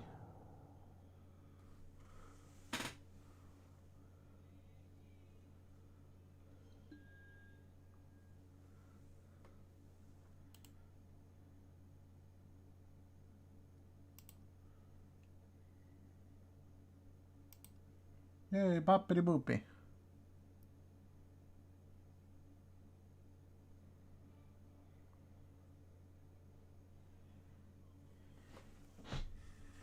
Well, child, go boom.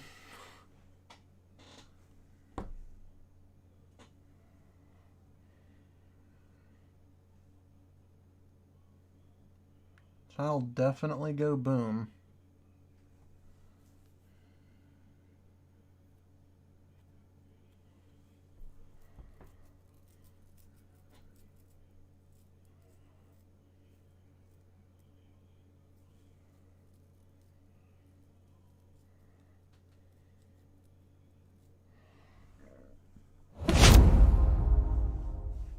Child did not go boom. Well, child did go boom, but he's going boom now, so. Alright, so now we're just going to use our stolen card here. And yeah. So we're just going to draw some. Draw 2 cards and be good with that.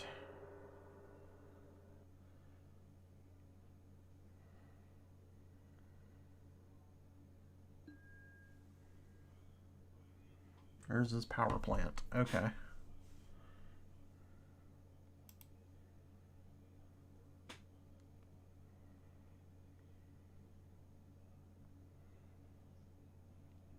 And then child basically takes care of the rest.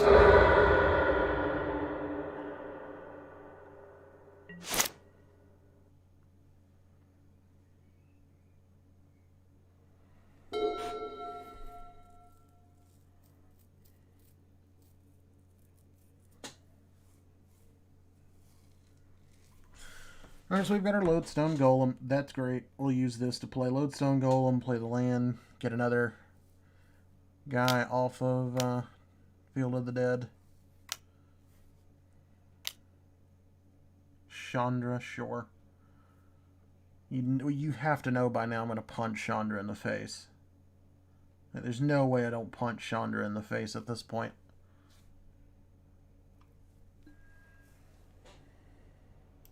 I mean, my guy, you've done nothing but attack me this whole game.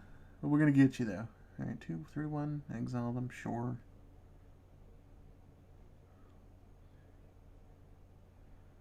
Oh, okay, it's basically a reckless abandonment kind of play.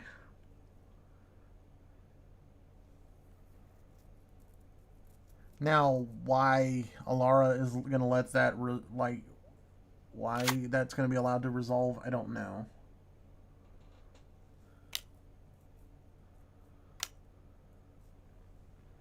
Mind Stone.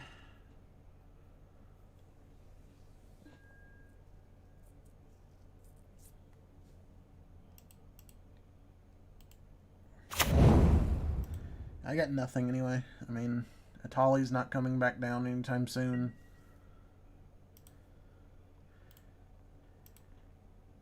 Is there a way to check to see what... Like, if anything, like, that would be, like, one request I would have is for, like, there'd be an easy way to check to see what a commander currently costs for, like, other people.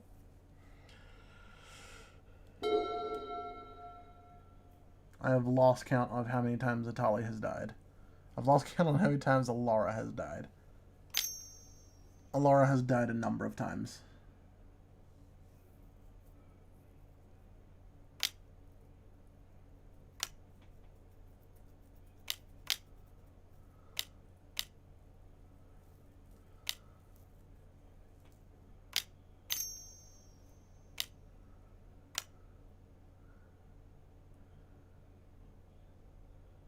It's a lot of mana. Casting is general again. It's going to be a little bit weak now, though. He's still a 6/6. He's going to get one trigger off of it.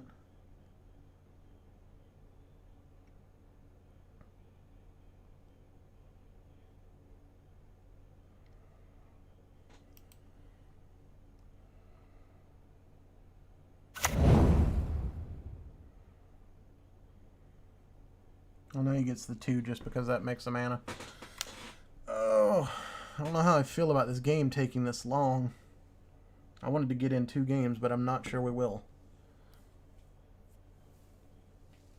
I don't know. I'm kind of determined to get one more game in.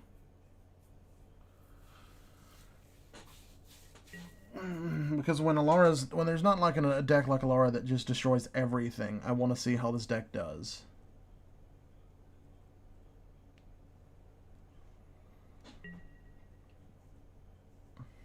And I mean, and like I said, I mean, literally we have to see one Eldrazi and we turn this game entirely around. The only downside is Teferi's Puzzle Box is still in play. So we're not actually going to get the... I wasn't even thinking about the fact that Teferi's Puzzle Box was still in play for some reason. Actually, I don't think it is. No. Okay, that was after Child, so okay, we do get Lodestone. Okay. And unfortunately, we don't have any of the other Urza cards, so Power Plant's going to be sitting there kind of lonesome for a while.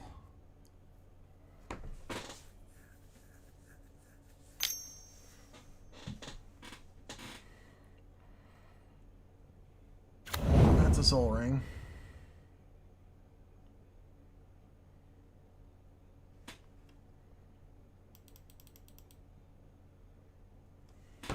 Okay, 3 for Dark Steel and Soul Ring. Okay. Fair enough.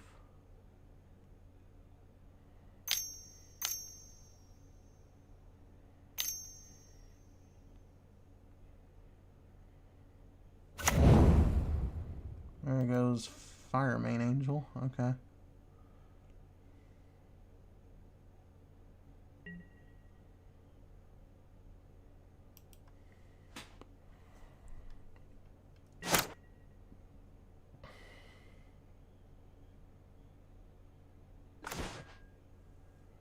It's a trading post.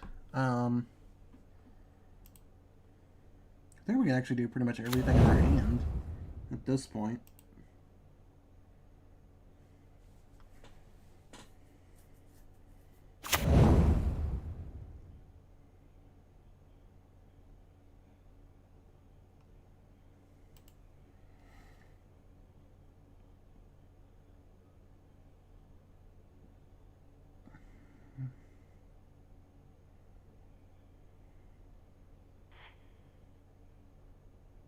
Okay. Okay. So yeah, we can pretty much do everything here. So let's go Mishra's Factory plus one more. Get down that Lodestone Golem just in case there's potential response to Trading Post. I don't imagine there would be, but it could happen.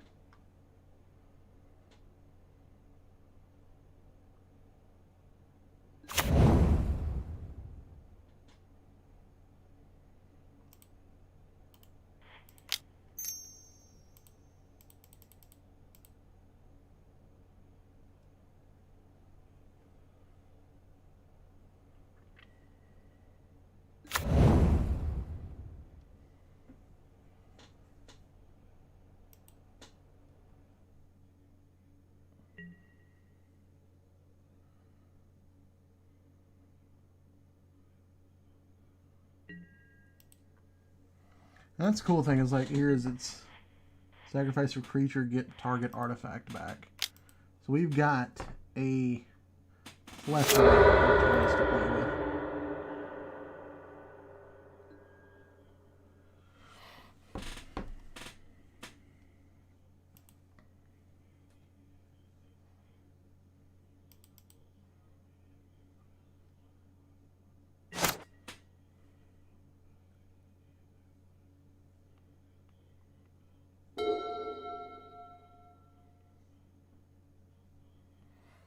Although, I think, let's see, do I want to go ahead and start trying to plan now exactly how this goes? I think I do, right?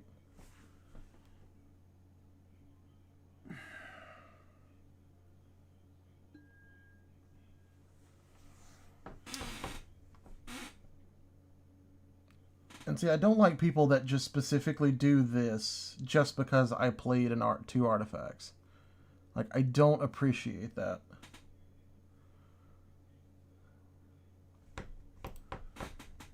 Because, let's see, since I'm going to get that, let's see, Semblance Anvil, Mirrorworks.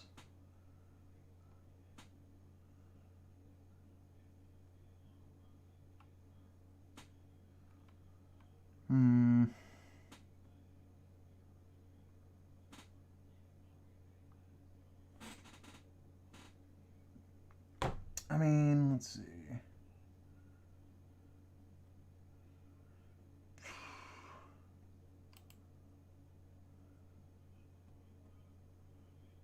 No, I don't want to get that back. Yeah, let's do Everflowing Chalice.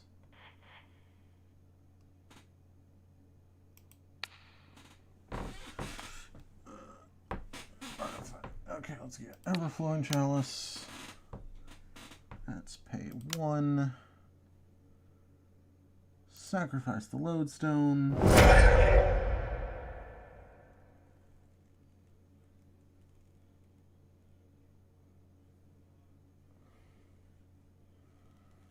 Get our Everflowing Chalice back to our hand.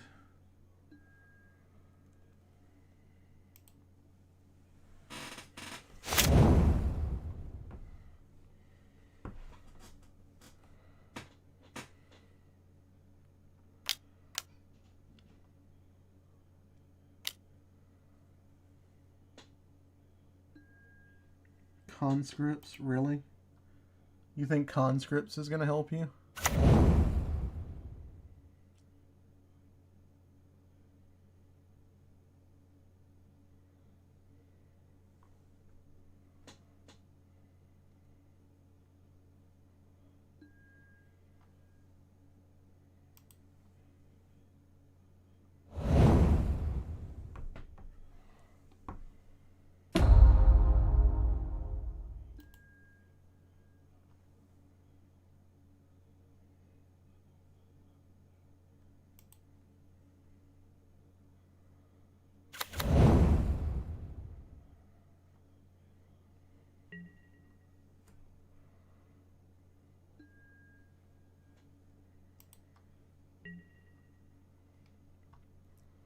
If it comes at me, he can have it back, but...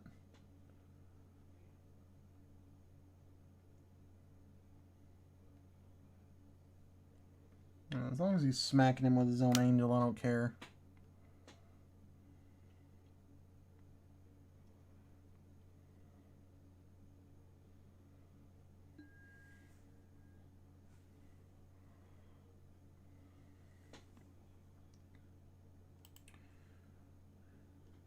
Oh, it's just, okay, for the gain 3 life.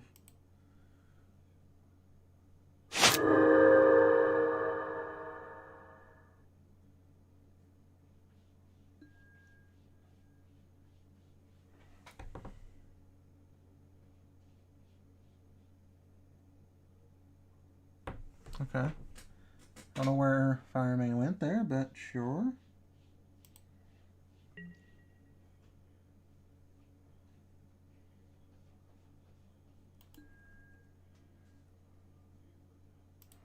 Oh, well, it's until end of turn, but it's not end of turn. Which one's attacking me? This one for 3. I'll take 3. I'm willing to take 3.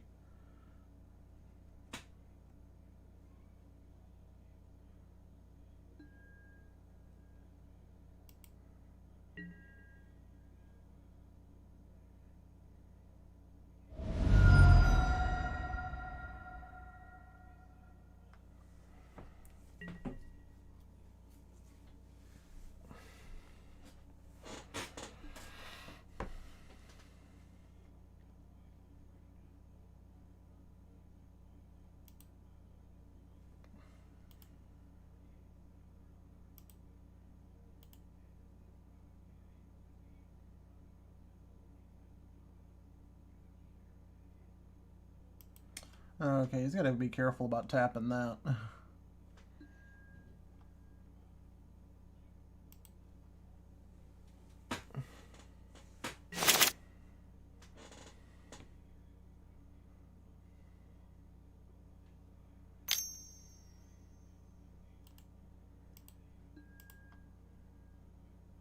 There's really nothing I even care about doing at this point. I mean, at this point, it's pretty much tap out to play Overflowing for a huge amount of mana. And then go from there.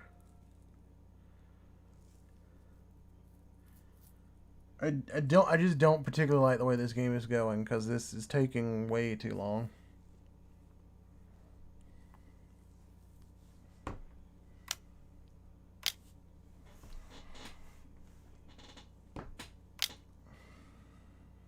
Chaos Warp. Oh, he's Chaos Warping his own land. Epitaph Golem. Particular. Okay.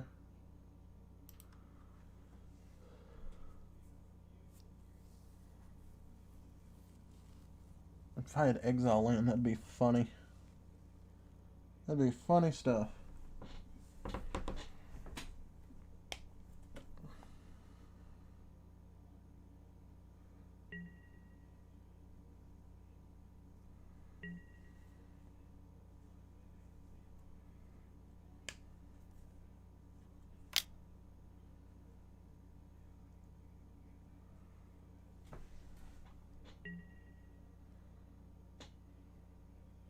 Oh, this guy is going there. And I'm fine with that. Not that I could stop it anyway.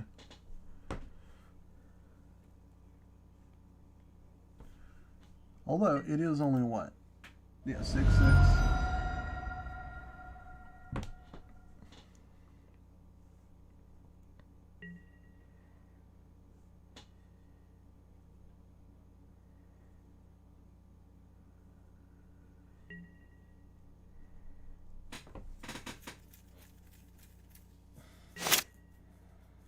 But we are bringing Child of Laura down the size, and then the fact that he's doing that is going to kind of force him to kind of find board removal. And board removal really doesn't hurt us much. The only thing I'm kind of afraid of is Atali does have the option of playing like Blood Moon, and that would be very bad for us right now.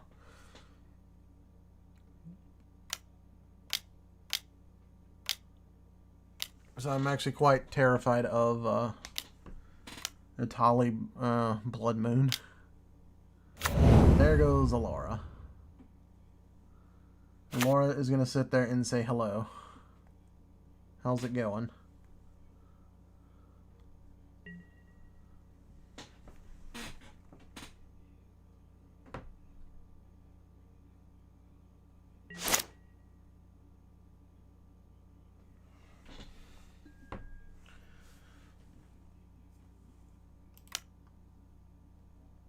Yes.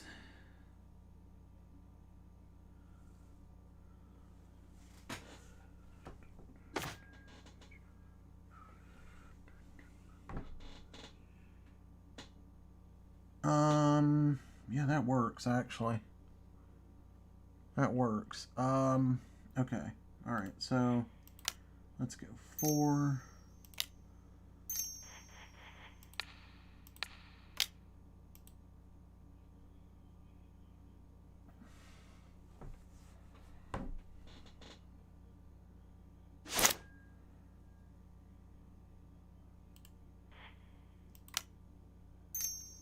It's 8. 9.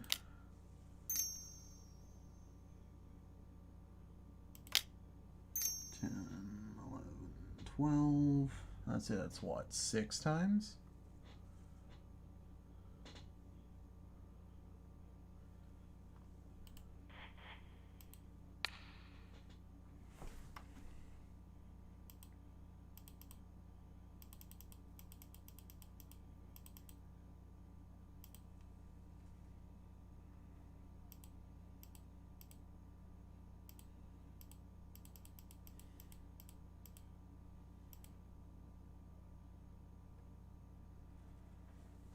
Overflowing for 6.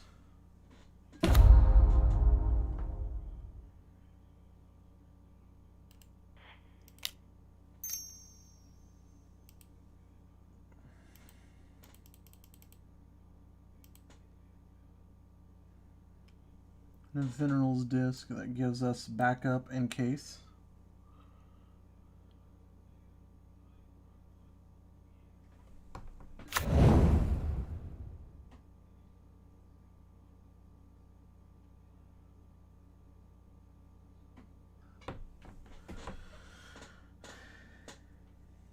Anything I want to do with 2 mana? I don't think so.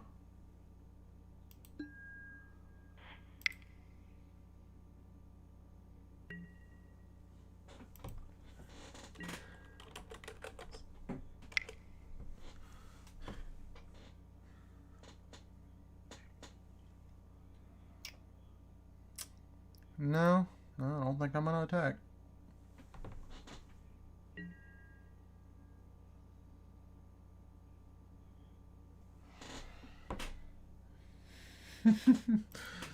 Yeah, it's basically I'm making sure things go boom when I want them to.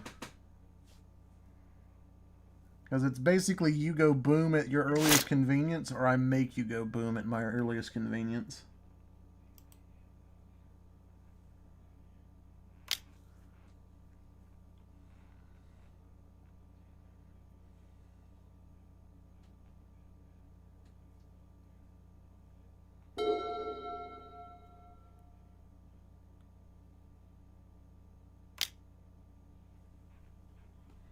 Search library for a card, put the card in your hand, discard a card at random, then shuffle. Okay.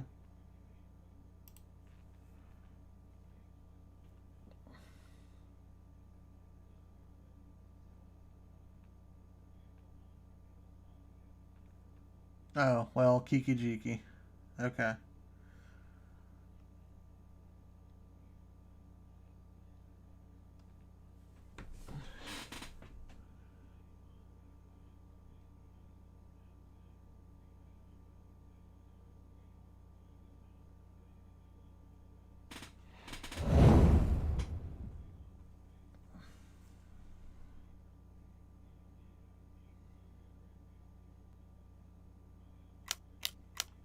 Wouldn't that be funny, though, if he actually loses Kiki-Jiki?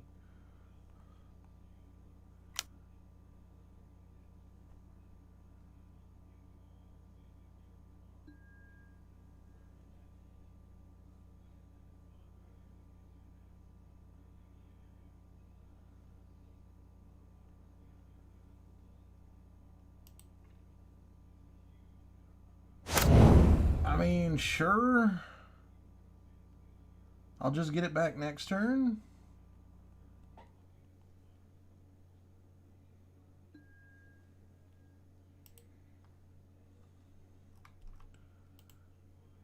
Oh, you know.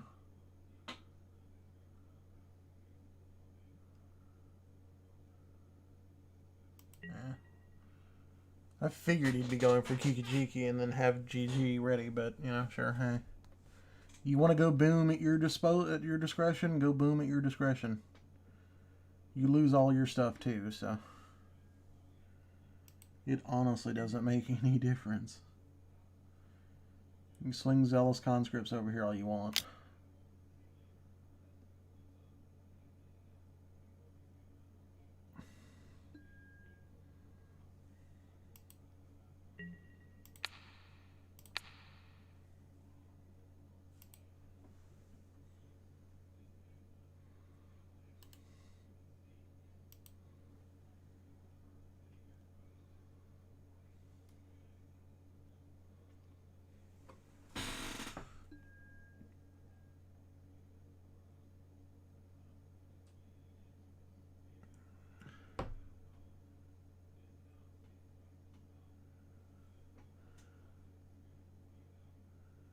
I mean, honestly, at this point, I kind of wish you would combo just so we could be done. I'd like to play a second game. I'm really not, you know, relishing the fact that I have to sit here through this.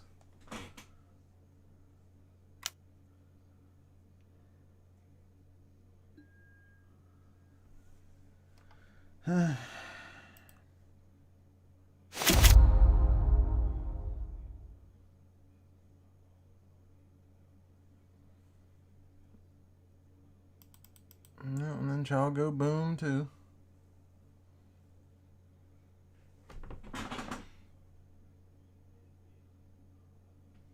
Well, that was a double boom. I think that's double boom, but sure. I mean, after the Veneral's disc goes off, there's no there's no, it's not exactly coming back from that.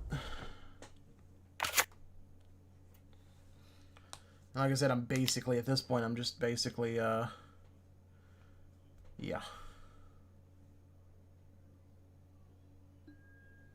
See, and I'd love to have Karn right now just to mess with him.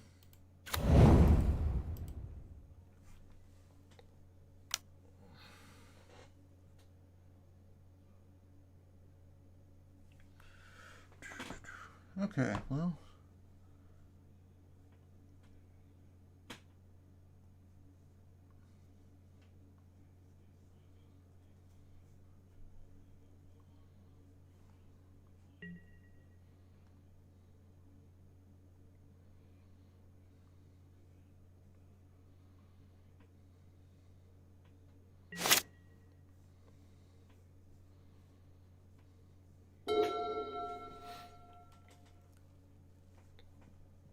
I mean, like I said, Forge is all we need, and then our things are indestructible, so I don't particularly care, to be honest.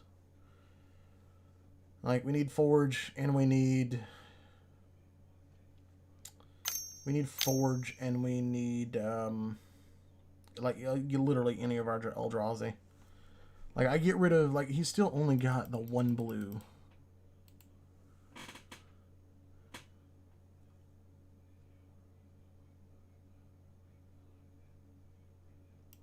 Yeah, so... Oh no, he's got two blue now. So if we get rid of, like both of his blue, we're fine.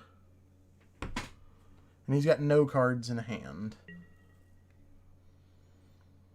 And I think like we're all just kind of scraping at the barrel at the moment.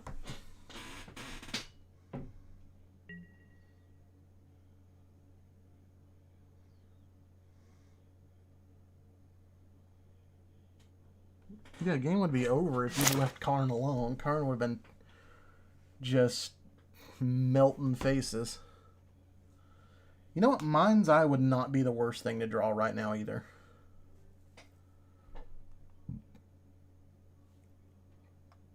Like, I have the most expensive land base in the game right now. Vale, Field of the Dead, Mishra's Factory. Or Urza's Factory. Yeah, Mishra, I mean. Yeah, Mishra's Factory. I have the most, like, there's, what, almost $2,500, or no, it's $4,500 worth of cards just right here. But yeah, like $2,000, $2,000. Like, I'm pretty sure this is pretty expensive. Of course, like, the sad thing is, like, I think we have, like, 4 of these sitting in a trade binder somewhere. One of our sale binders, I'm pretty sure. I'm pretty sure we still have, like, 4 of these.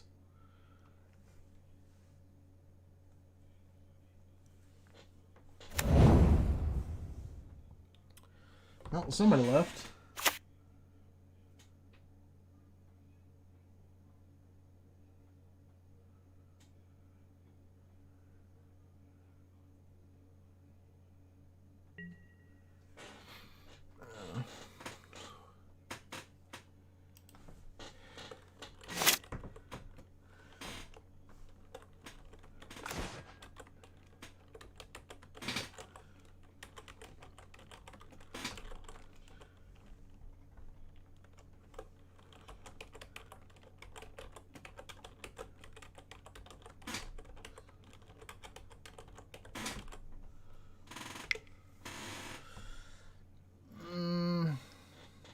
What does this get me, though? Like, I play Ori, and I get nothing.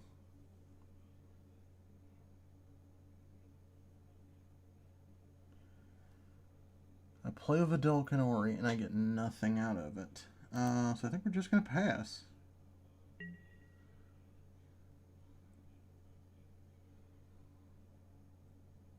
Like, Karn doesn't really give us anything. Like, not yet. Like, playing Karn gives us nothing. Like, we get Forge, we're good to go. Like, we're in GG moments.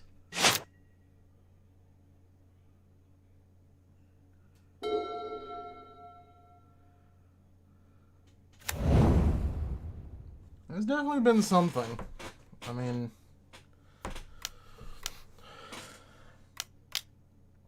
there's definitely been something. Cage Sun.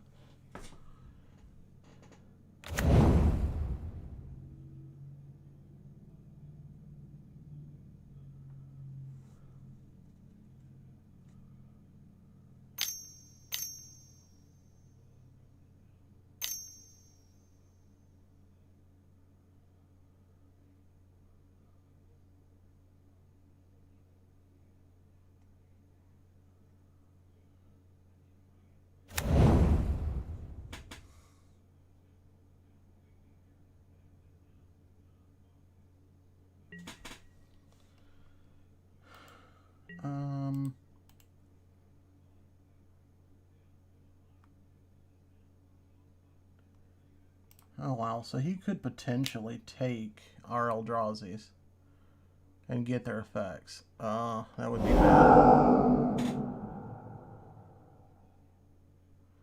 There goes Exquisite Blood.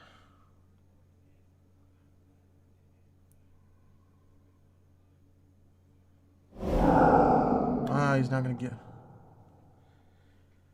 Yeah, he's not gonna give us our, what we're due.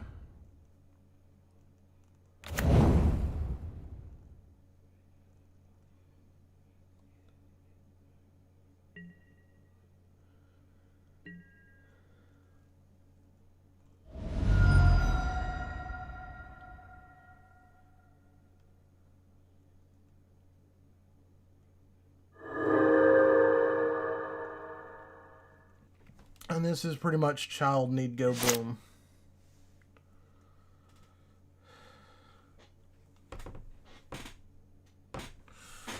This is definitely child need to go boom situation. Yeah, you definitely... I agree, Andrew. I agree. You definitely have to love like that nothing is happening. This is starting to very much remind me of the game the other day. Sunday, the one that was just basically counterspell everything, no one does anything. I just, this is not fun to me, but the fact that I still potentially win this because he has to win through Alara go boom. And eventually Alara boom is not going to be enough to stop me. As like I said, I mean, I literally just have to see Eldrazi and we're good to go.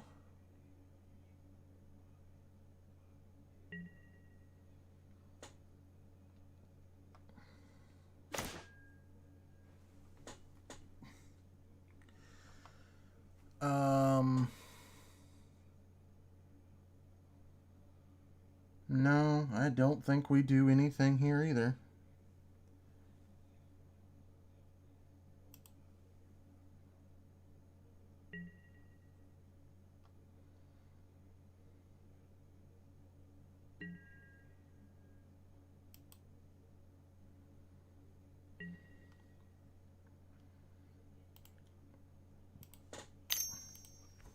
And like, because of Child of Alara, I can't play anything.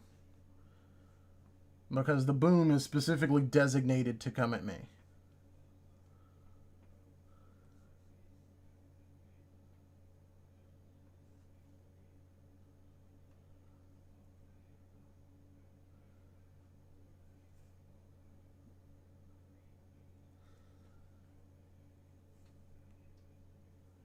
But I feel like a Child Alara not go boom here is a worse thing that can happen.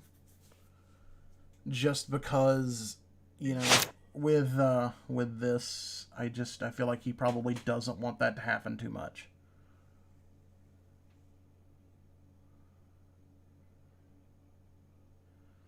And the fact is, like, the cool thing is, like, we get to make him waste a mana, so.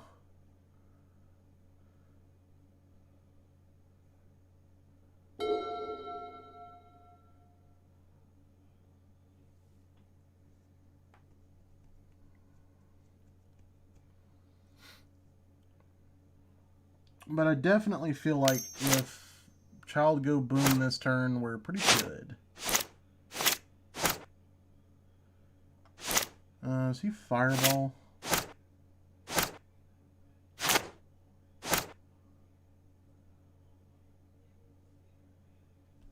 I'd laugh if this was Fireball for 22.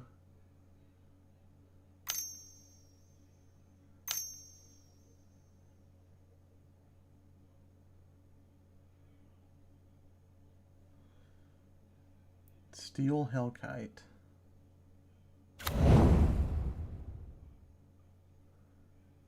Well, Hellkite has haste. Okay.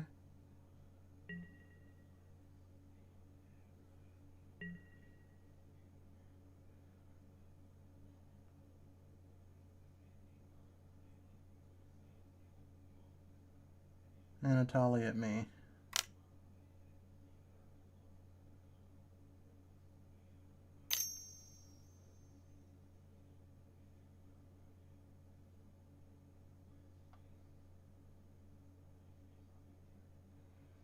Is Atali each player? Oh yeah, it is each player, so he gets to manipulate which one of his he gets.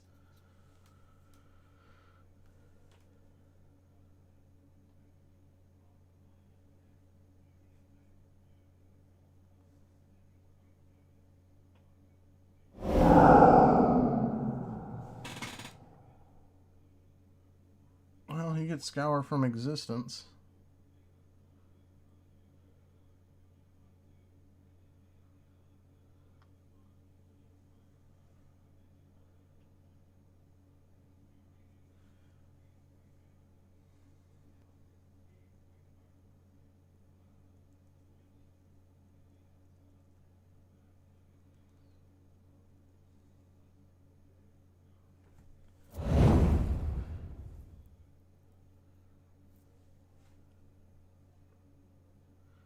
Which is definitely going to hit Alara.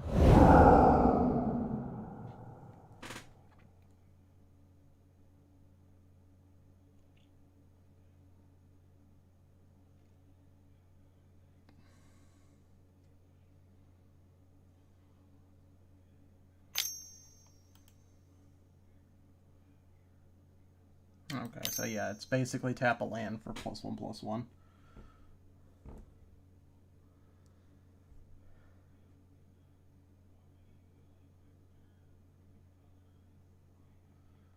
Like, I imagine this is probably like the hardest game that he's ever tried to play with Atali too, because like Atali should just end games, but when it's Child of Large is destroying your entire field and you can't build a presence is bad.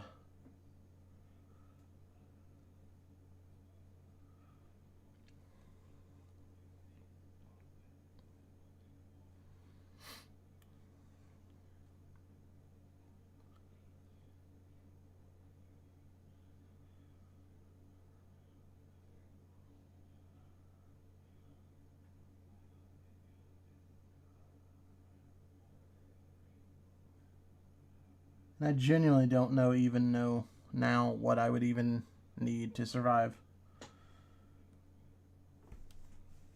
Oh, can he go to 21? I don't think he can. No. There's no way he gets to 21. That's just 14. That's 15. He's getting up there, though.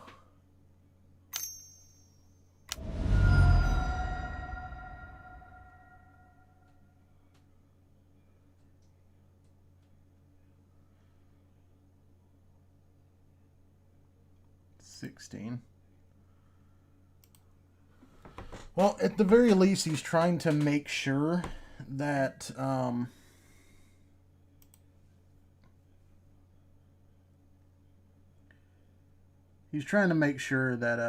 he dies next turn no matter what.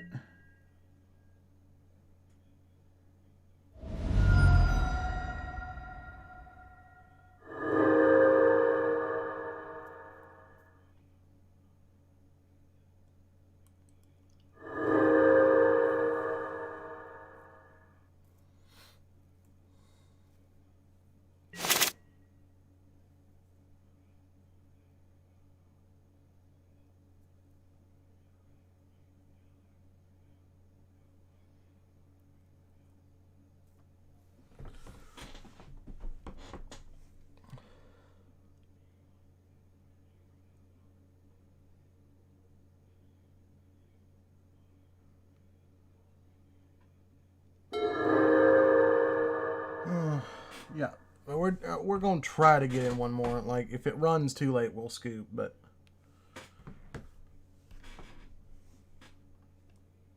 like, I still have faith we can win this.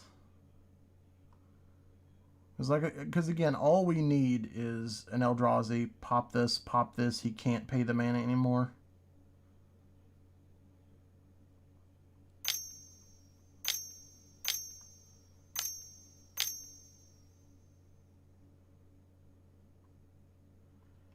Yeah, I believe in order to play it again, you're going to have to completely tap out.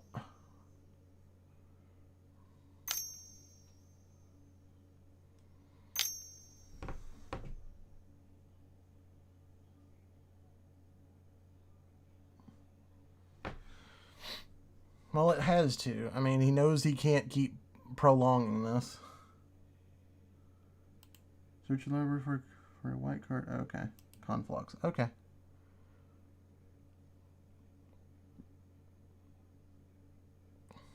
So he still has what? 2, 4, 5, 6, 7, 8, 9.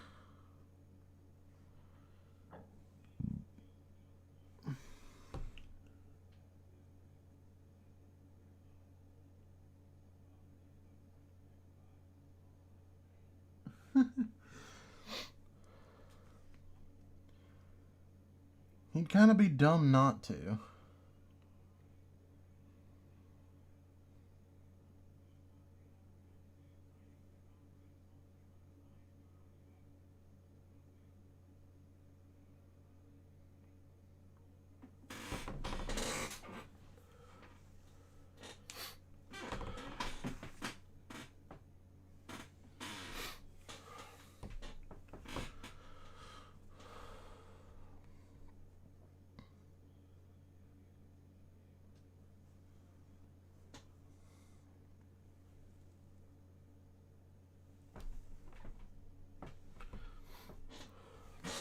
like, I'm okay with wipes at this point. Like, you know?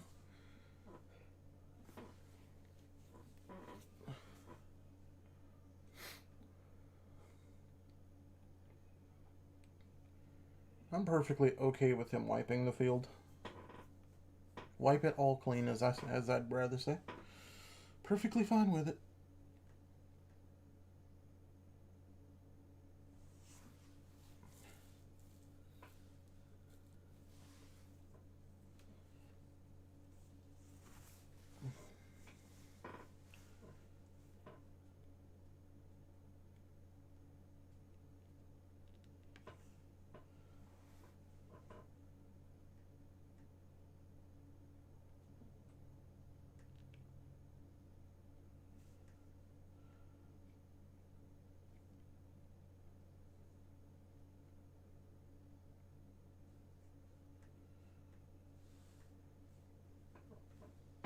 And this is like that moment where it's like I feel like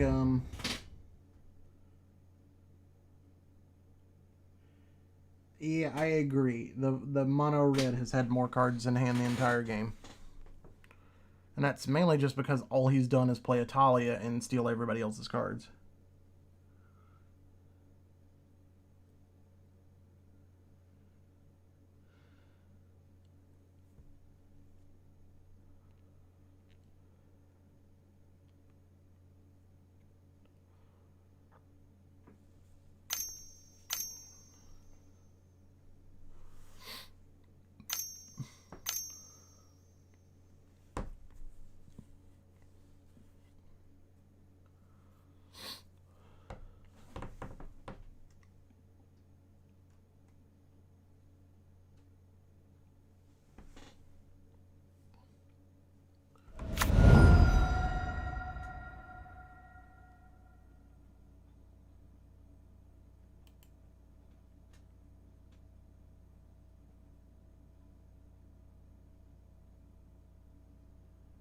Target opponent loses 2 life for each swamp you control. Last stand deals damage to target creature equal to number of mountains you control. Create a 1/1 green separate creature token for each forest you control.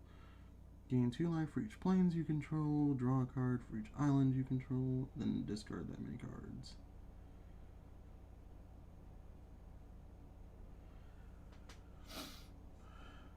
So he's going to get 2 cards off the islands. And then discard 2.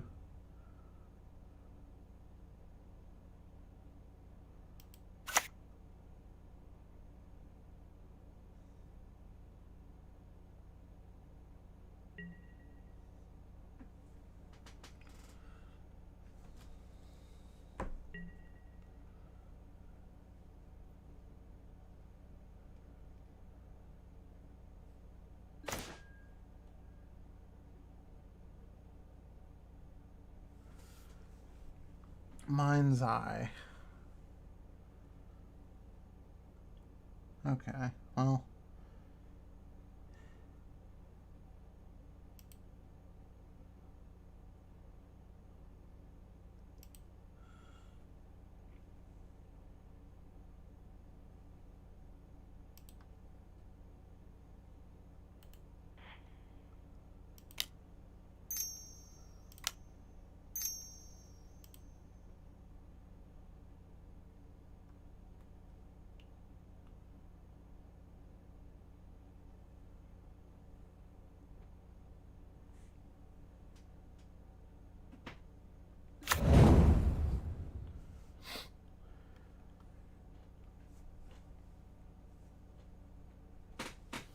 All right. Let's see. What else we want to do? Do we want to go ahead and do the Vidilkina Ori?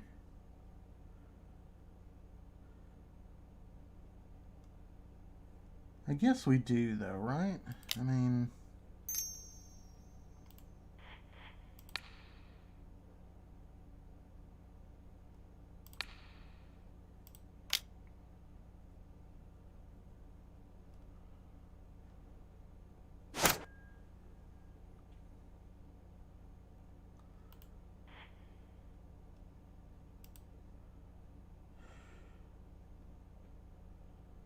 like, we lose nothing by doing this.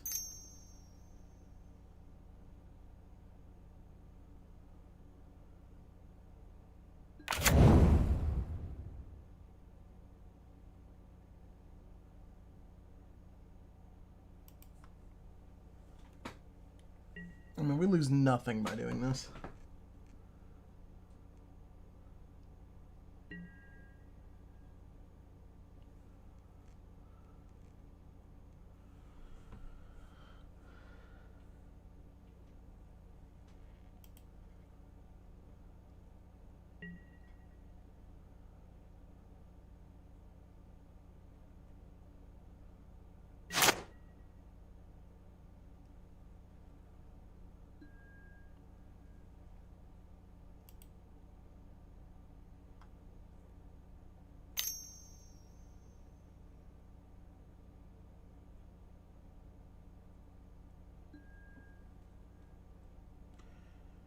Yeah. I feel like this game is probably over, so it's all good.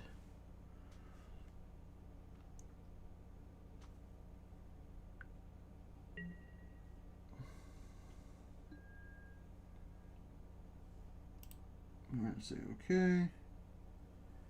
We're going to pay 1. Yes. That is a Blightsteel Colossus. It's a shame it has come way too late. 3, 4, 5. Yeah. Way too late.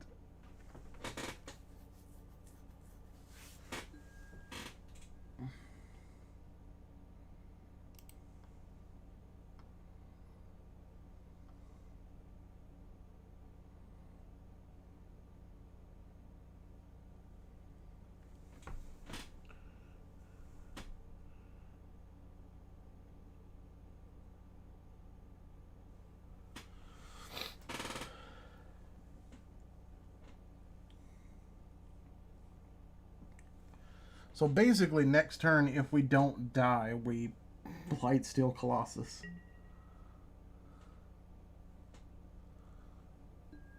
Problem is, it's Steel Hellkite.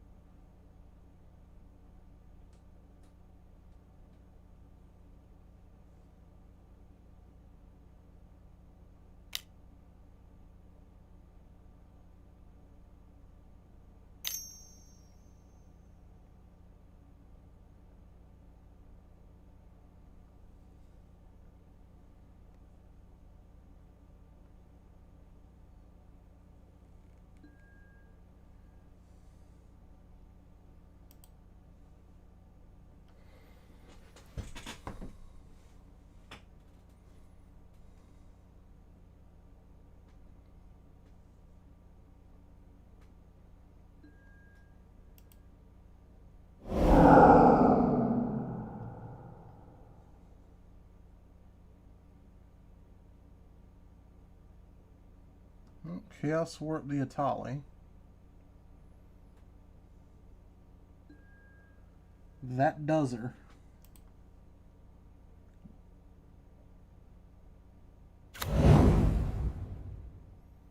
What did I get? Did I get a Temple of the False God or something?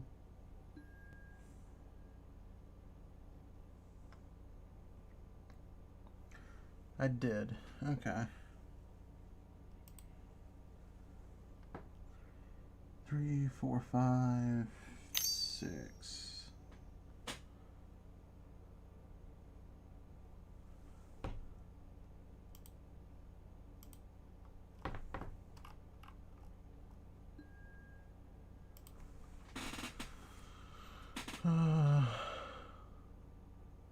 Yeah, it reveals Temple. Okay.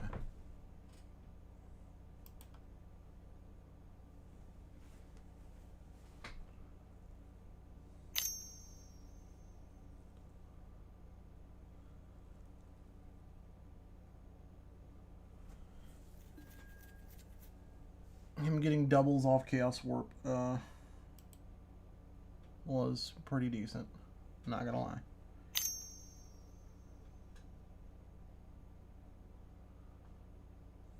Let's see.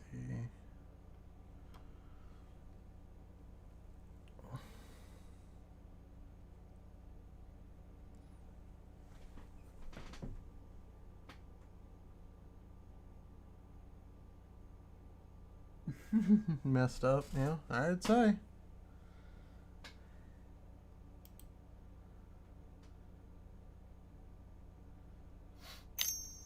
Because you're basically going to give me the token to block a Tolly, so.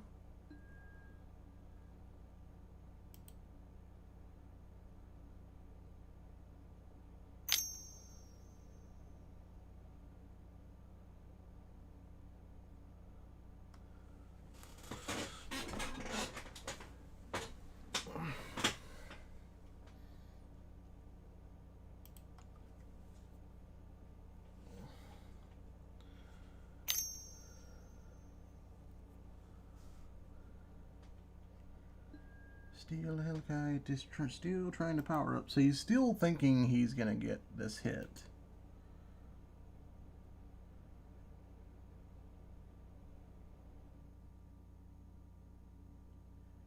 He still thinks he's going to get this hit through.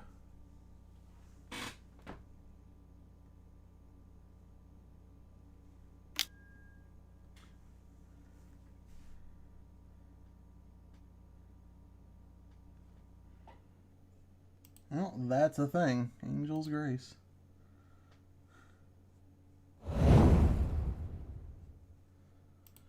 That is a thing, my dude.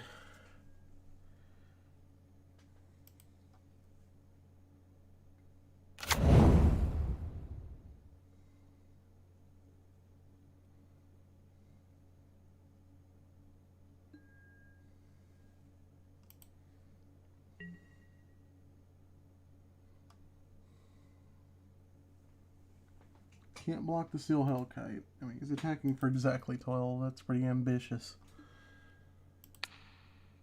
And we're going to say no to a Tolly.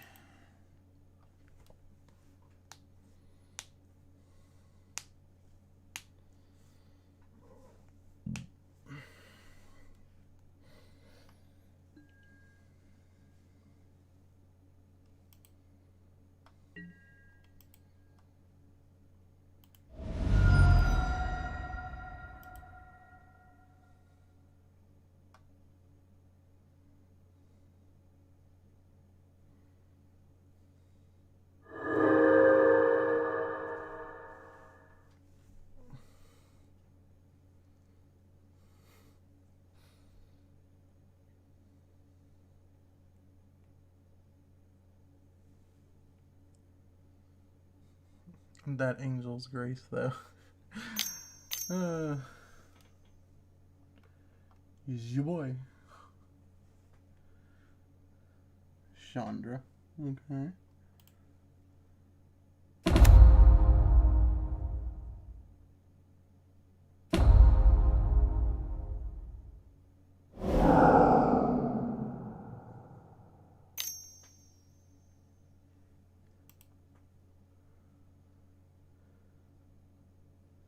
That's a soul ring.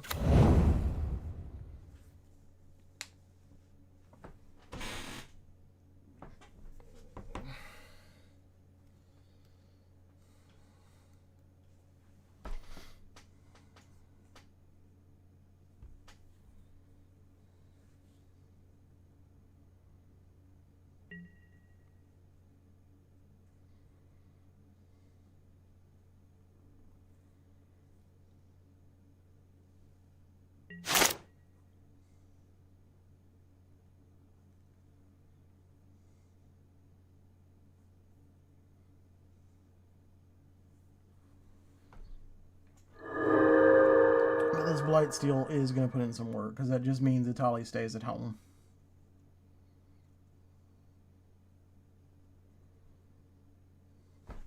Oh.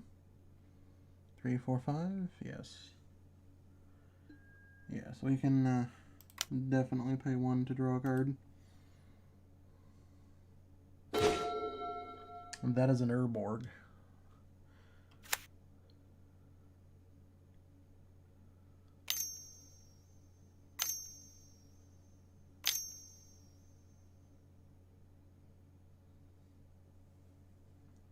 Exile top 5 cards of your library and opponent separates those piles. You may play lands and cast spells from one of those piles. If you cast a spell this way, It's mana cost. Okay, so X spells are basically useless. Okay.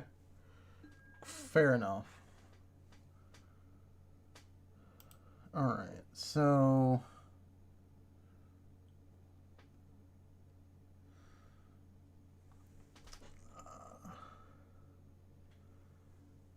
Alright, so you basically get this. Actually, you know what? You don't get land.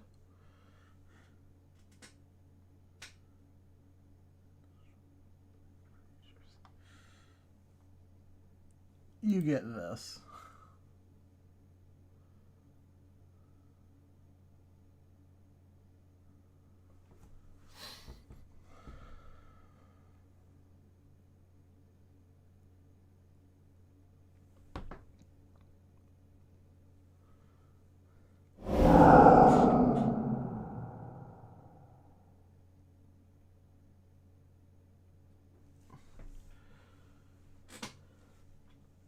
Oh, that's right. You get to cast it for free, so it's whatever.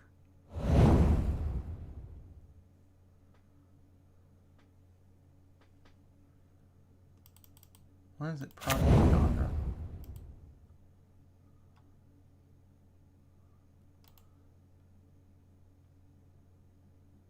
I have no idea why it's probably.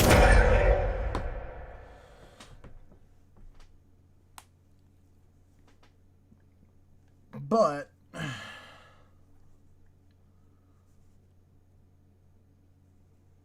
here's the thing. I mean, Chandra just kills him next turn, right? Yeah, I mean, Chandra kills him next turn.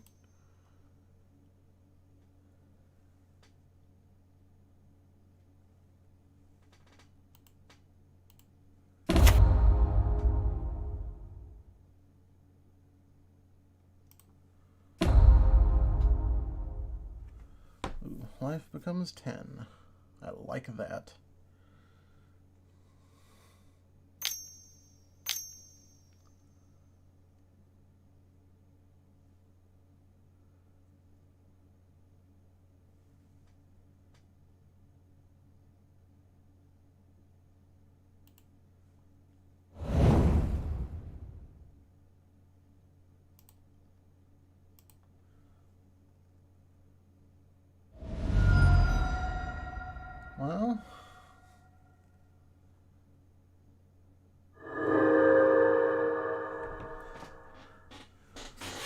Well, we tried. And unfortunately, he's going to time out. He's not even going to get to finish this game.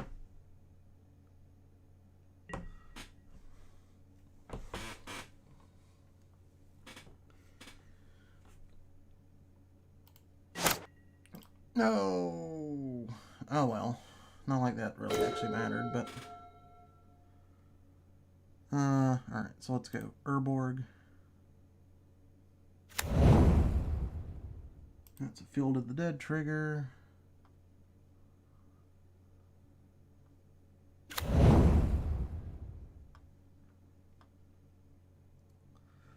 Alright, so let's see. 4. Let's...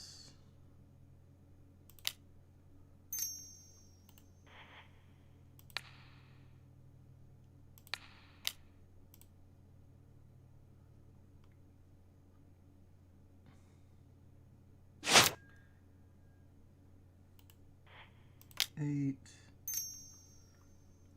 11. Where are you? 11.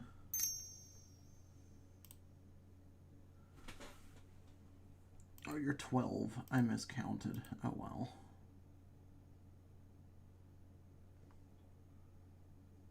Actually, you know what?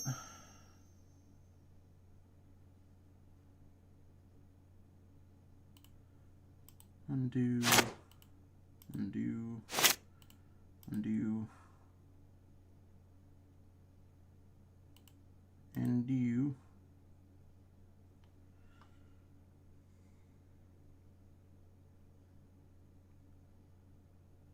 Okay.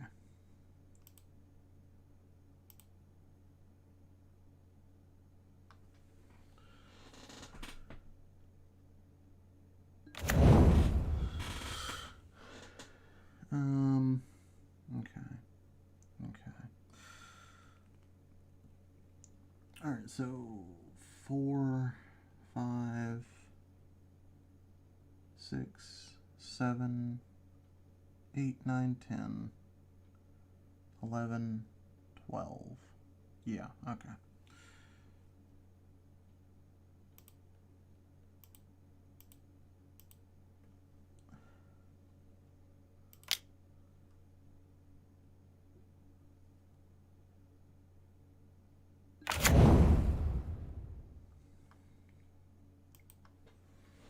And then basically, if the need arises, we flash in Blightsteel. All right, so let's see. Let's actually check our options here. 3,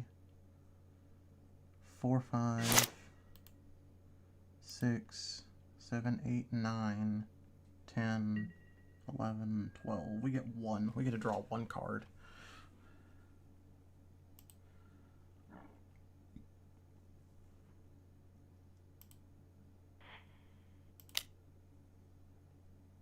Yes.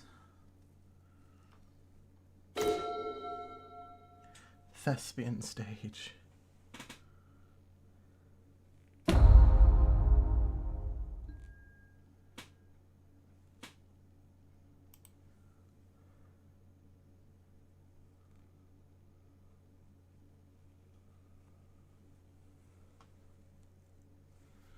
Well, I think this game is pretty much over. Yeah, absolutely, man. We'll be back tomorrow. So if you're available, we'll be around tomorrow. We'll probably start streaming about 8 o'clock Central Standard Time as usual, or as what is normally usual for us through the week.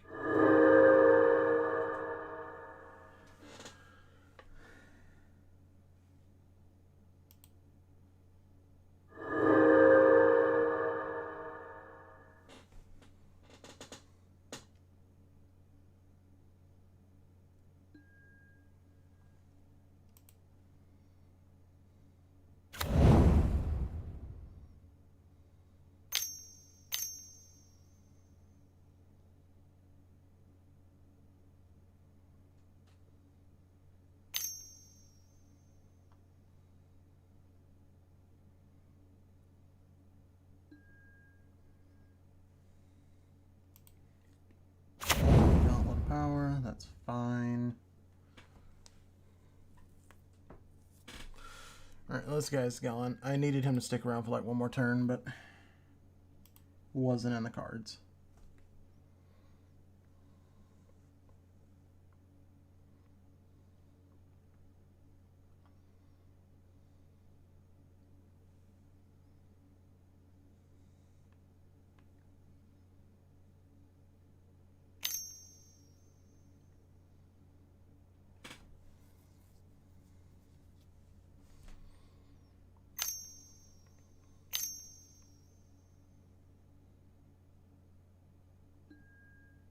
Italy, yep.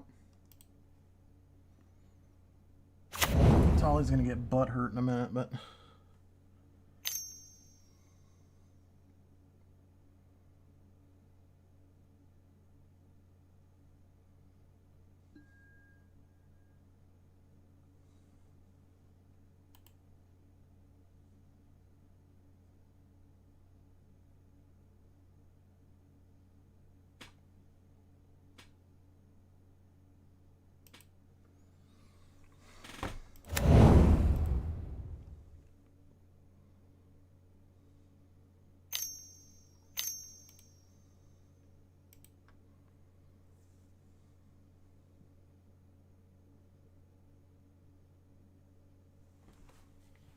we might actually have to do it this way. Wow.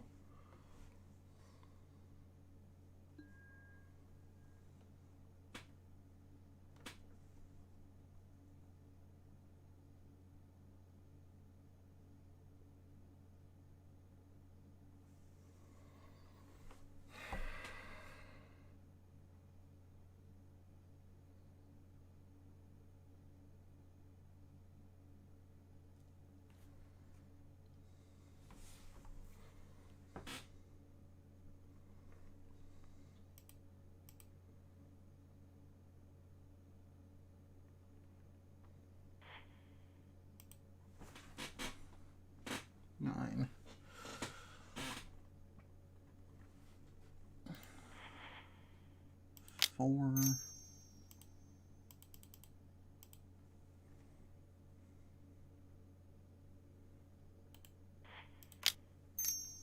5, 6, 7.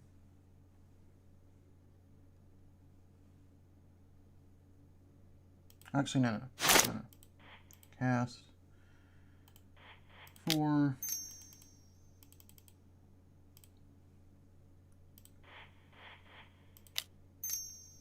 5, 6, 7.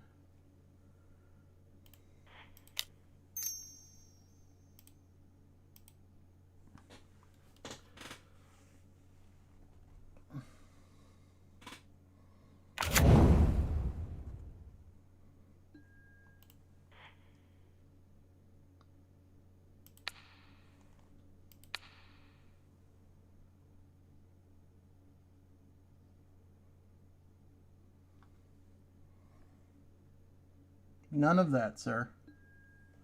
We'll have none of that.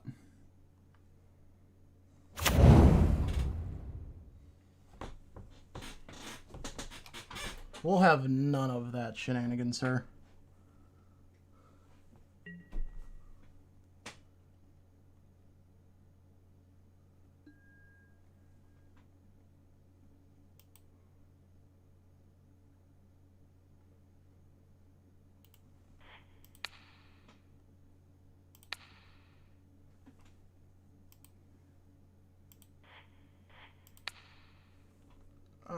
That one, P1.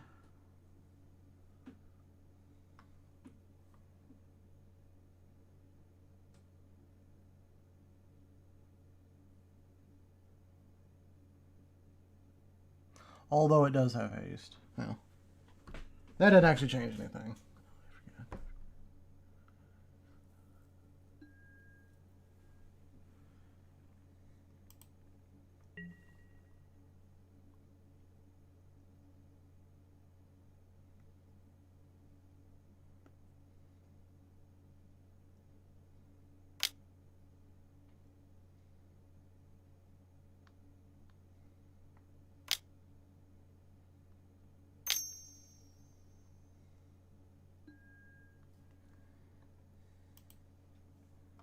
The only thing I stopped was the helm.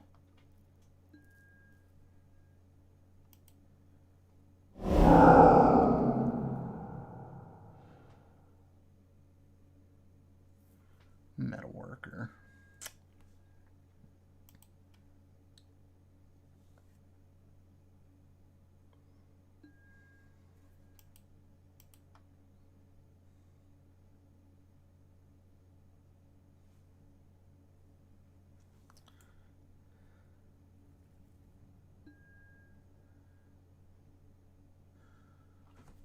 What time is it?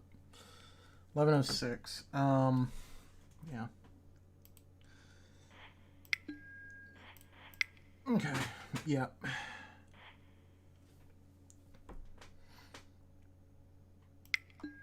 As like I said, I want to get in one more before the end of the before I end. Because I actually want to see what Karn is capable of when it's not just blowing stuff up every turn.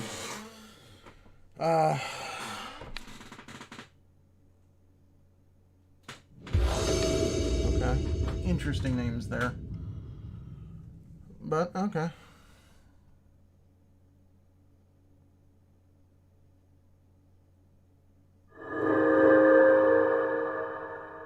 Okay, let's see here.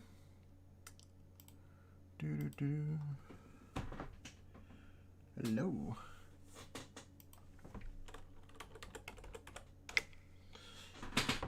Yes, hello. Hello, hello, hello. What do we got?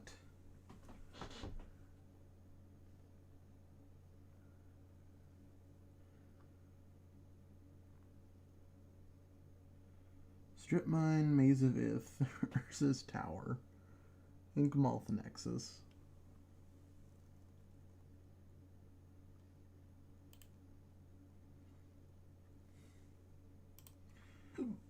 I guess we'll keep it.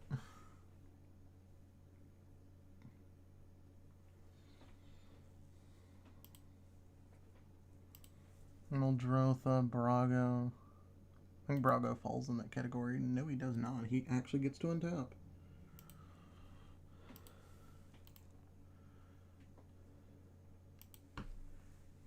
Yep. Okay. Fair enough.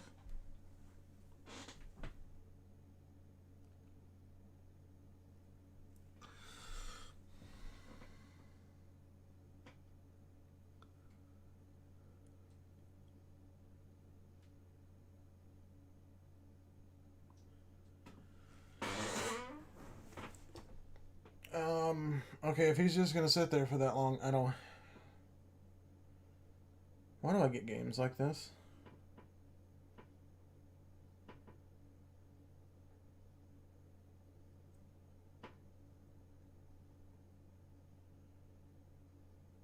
Alright, I'm gonna give this guy literally another 15 seconds.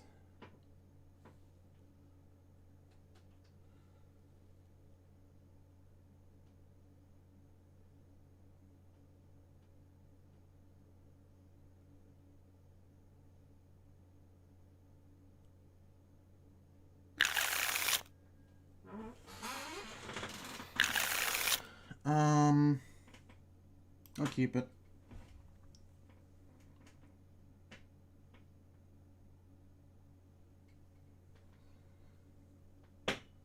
Because we're gonna be doing some fun things with this.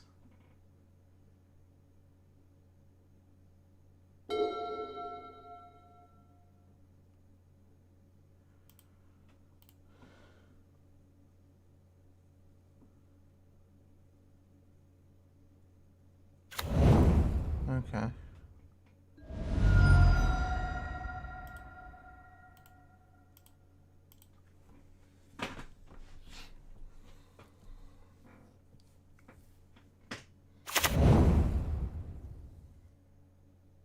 Alright, but the first time he takes like 2 minutes to even play a land, we'll scoop. As it's almost 11 o'clock at night. Well, it's after 11 o'clock at night, so I'm not really willing to sit here that long. Play Urza's Tower. And pass. Because until I see need to play the Maze of Ith, I'd rather not. Because that's a wasted land drop since it doesn't tap for mana.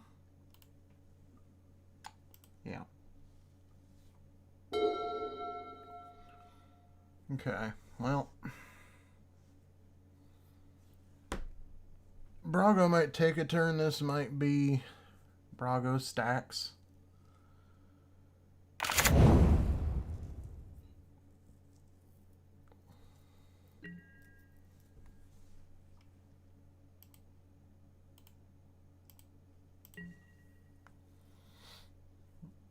In which case, I'm not going to be very happy.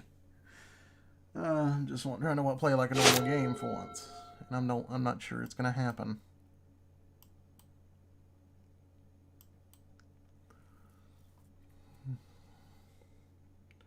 So that's the weird thing, is like we get normal games during the day. Or during like the days, but at night, like the people that have no life and just want to play boring games comes out just because they know you're tired. They know you're tired and they know you want to go to sleep. And I've got to close the store and drive 20 minutes home.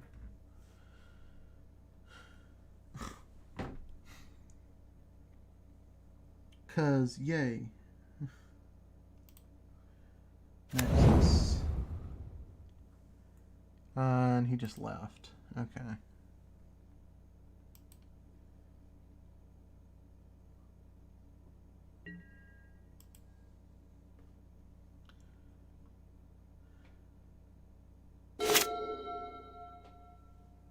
There's really no point right now, to be honest.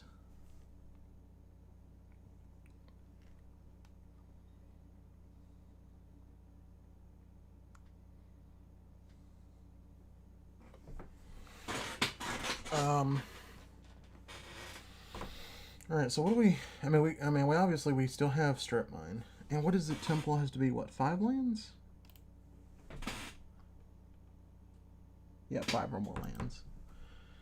So 2, 3, 4, 5. Okay.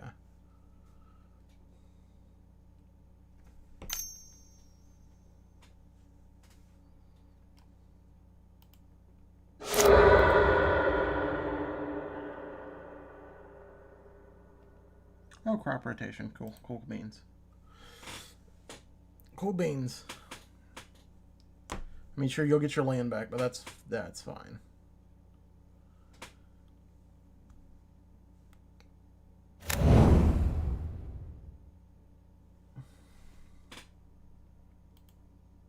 Dark dove. Yeah, we think we both know I'm not going to let you do that.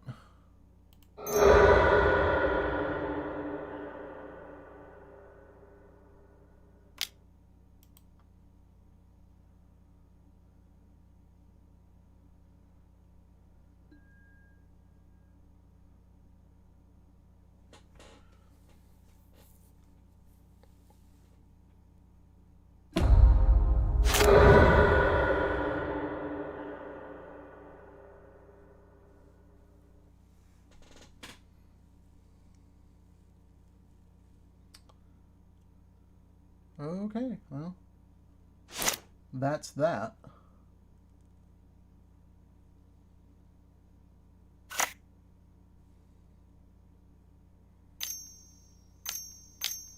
I mean, we can make sure it never touches anything or anyone.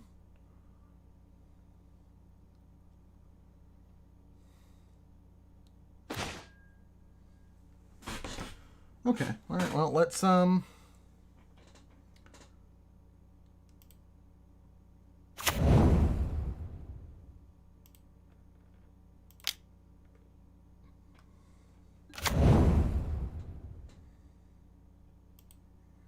have at it, my dude.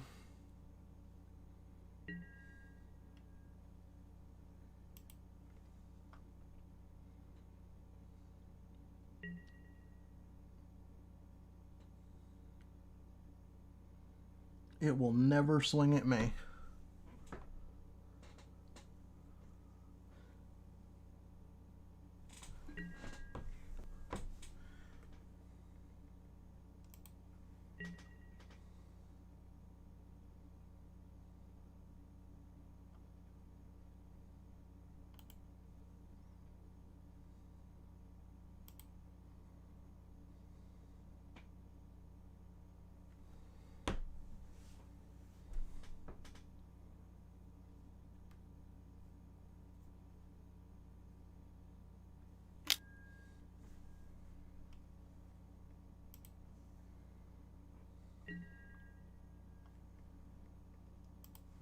And you're gonna have to just, you're gonna take one for the team.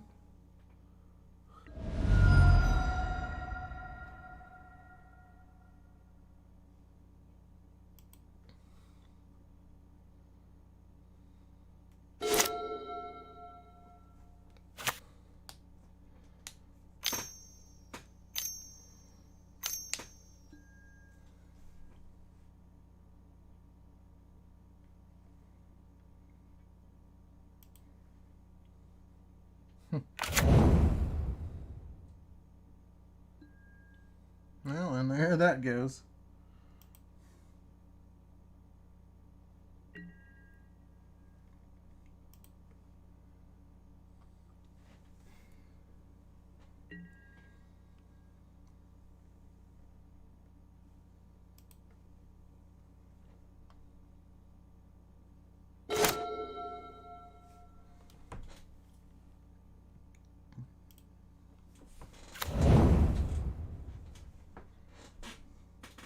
Alright, so I've got, okay, alright, so let's, well, do we want to, is this important enough?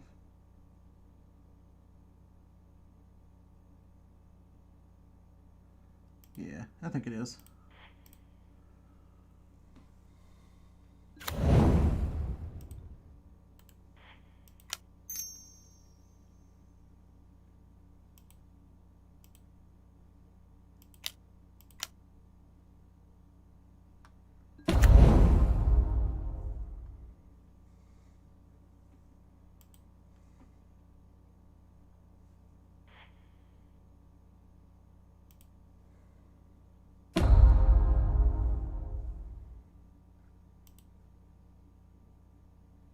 I'm going to give him some interaction because he's basically out of the game.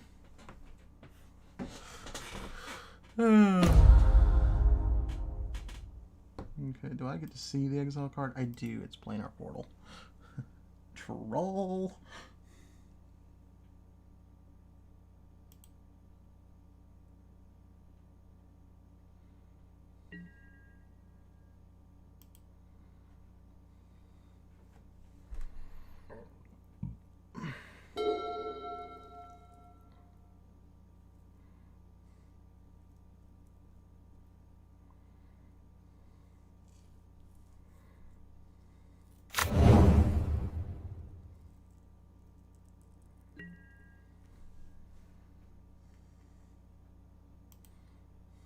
You actually got a land back. Wasteland, okay. Oh, we could be Chads right now. We could be total Chads right now.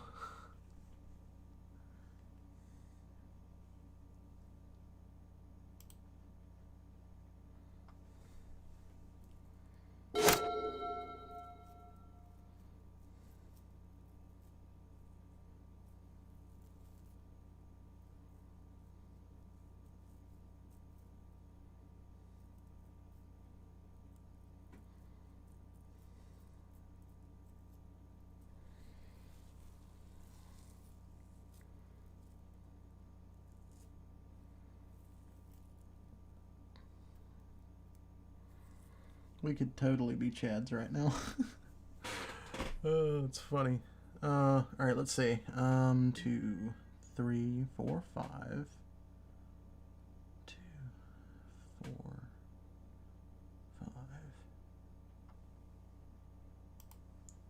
5. He's in artifact. He's not.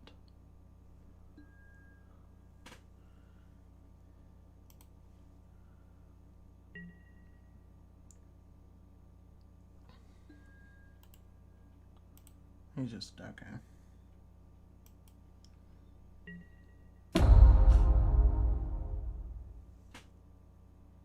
Why did I do that? Why didn't I use Maze of Ith? I don't know. I'm tired. There's Brago. That's El Fino.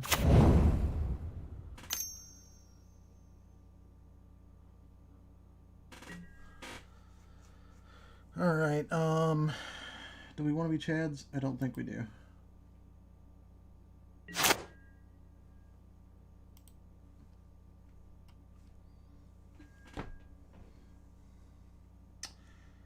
Tails.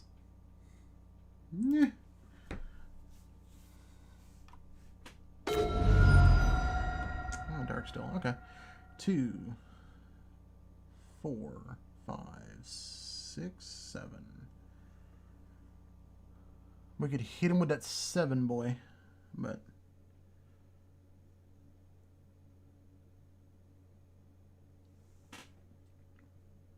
I think what needs to happen right now, though,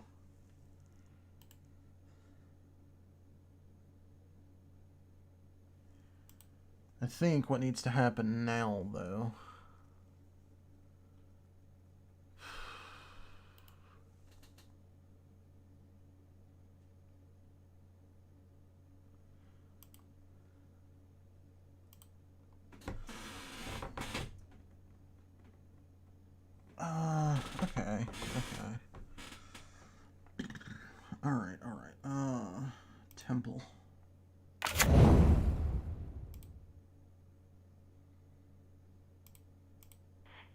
Cast.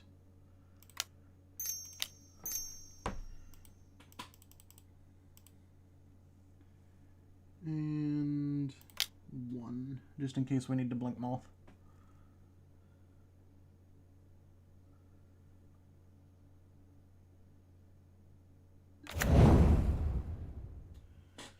Hey, we can chat it up. Alright,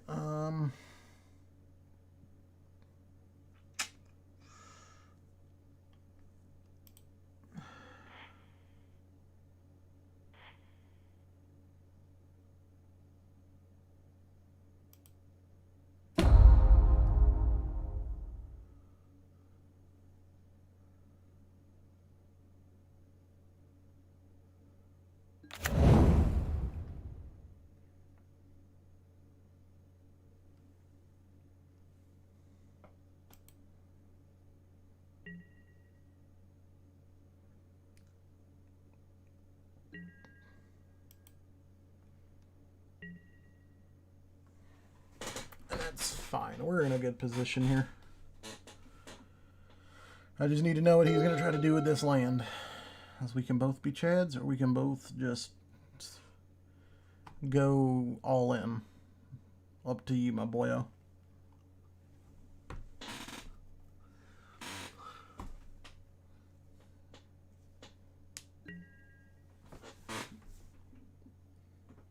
The deck's gone actually pretty good. I mean... Oh, he just said no, I'm out. Why? But the deck's going pretty good. I mean, like, I can't complain. It's actually functioning really well. Like, turn 6, we've got Kozilek. I mean, you can't get much better than that. We're going to have Kozilek in the house, and he's just going to start annihilating. Annihilating and dilating.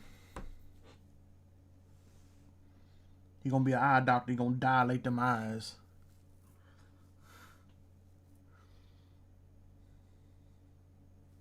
And he's going to bend them over backwards and annihilate that butt.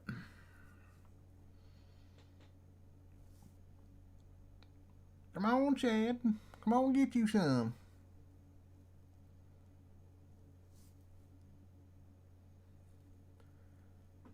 Come on, good buddy. He's like, no. He's like, nah, I feel Kozilek coming for them cheeks.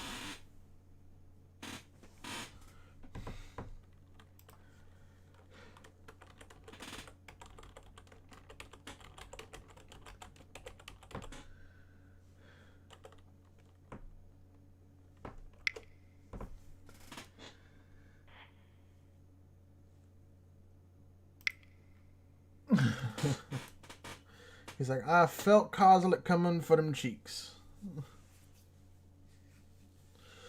That's fair enough. That's fair enough. I mean, if it wasn't for the fact that it was like 11:25, I might. But all right. So I mean, even though we dealt with Alara blowing stuff up, we were constantly putting them in a position where they had to. And I'm pretty impressed with that. Like, if we had seen Draw Engine earlier, if we had seen Forge, if we had seen, you know, Eldrazi, Game 1 would have been totally different. Game 2, well, we saw how Game 2 went. I mean, guy goes all in and tries to go,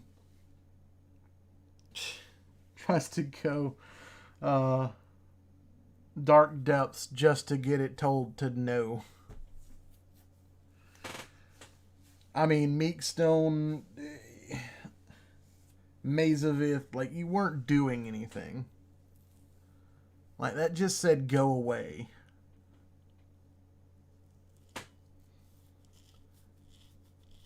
And then the Venser would have just been icing on the cake.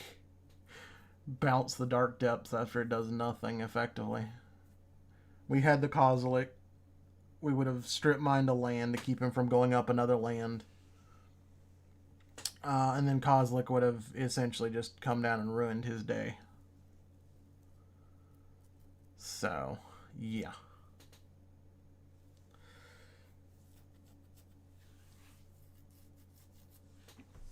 Oh, so not bad. So, like, the deck functions.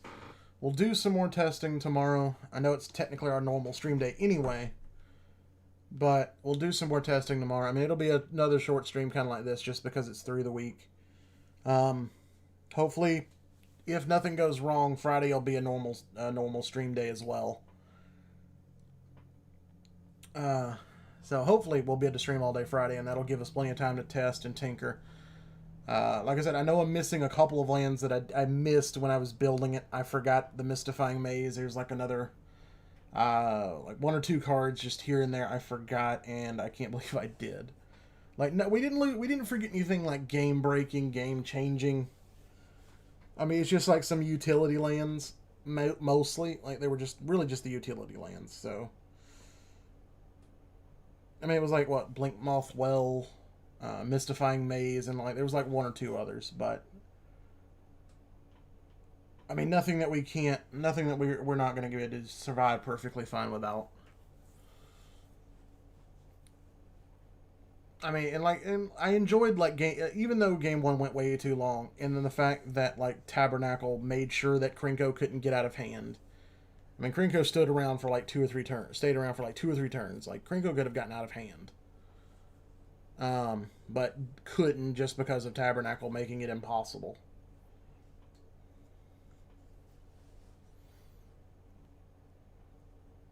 And again, that's one of those situations where it's like I'm glad the card exists in the context that it does, because that it made Krinko just unbearable to even play. And especially since, and I don't think you can like cheat around that trigger either. And I guess if like you're playing blue, you can wait for it to trigger, play time stop, and then you get at least one more turn. Although it still doesn't matter because it ends your turn.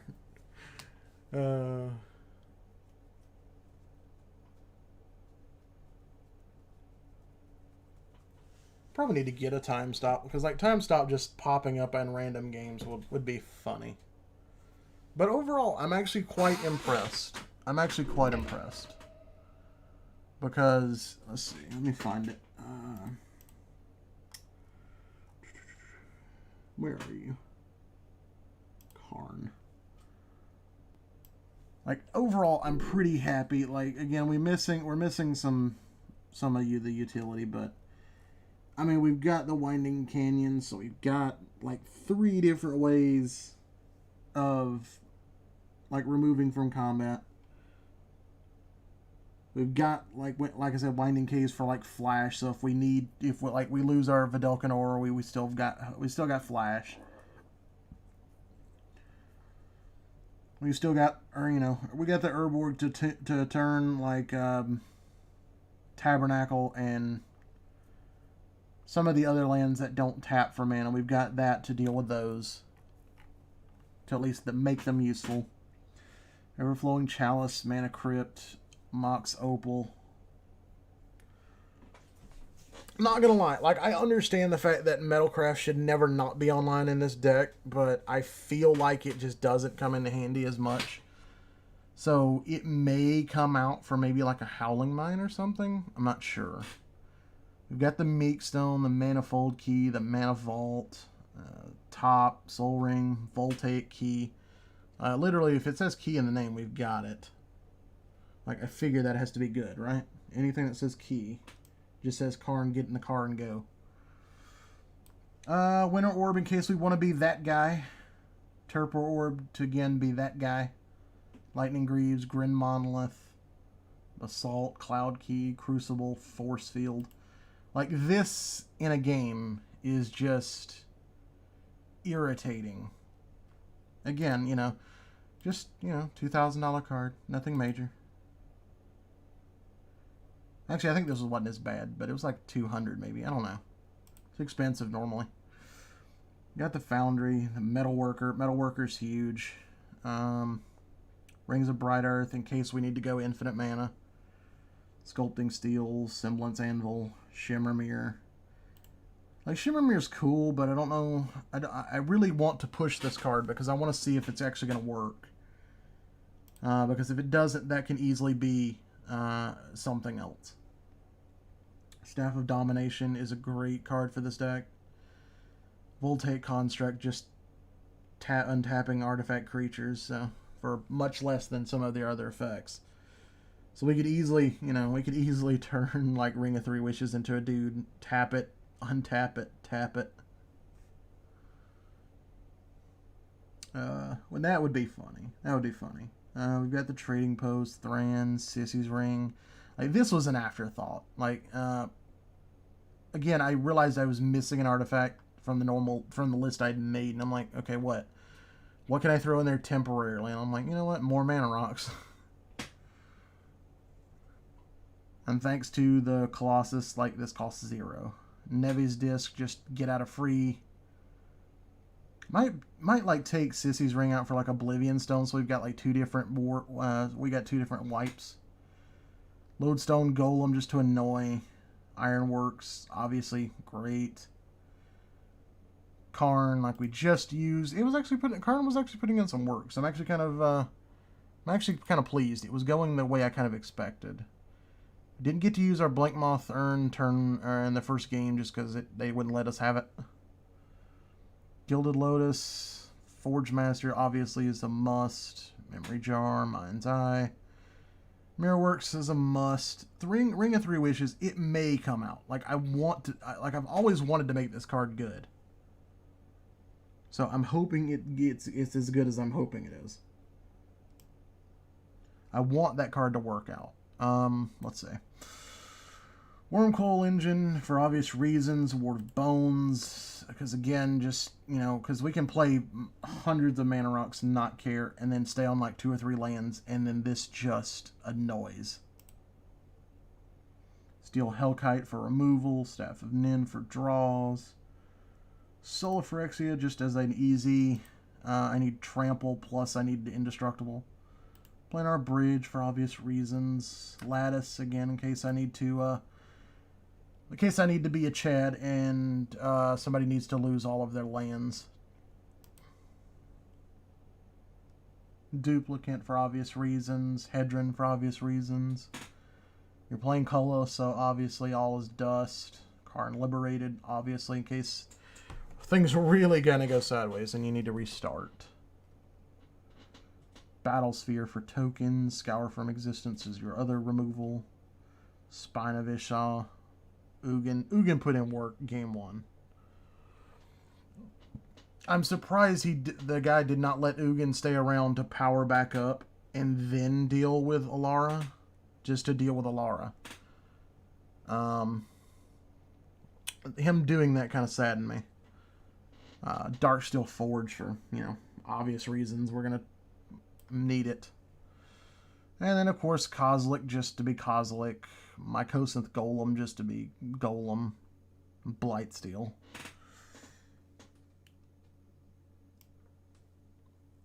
And see, that's pretty much literally in that last game, it was like all I needed was Kozilek. And I could have turned the entire game around. I probably could have turned it around with Spine of Isha too.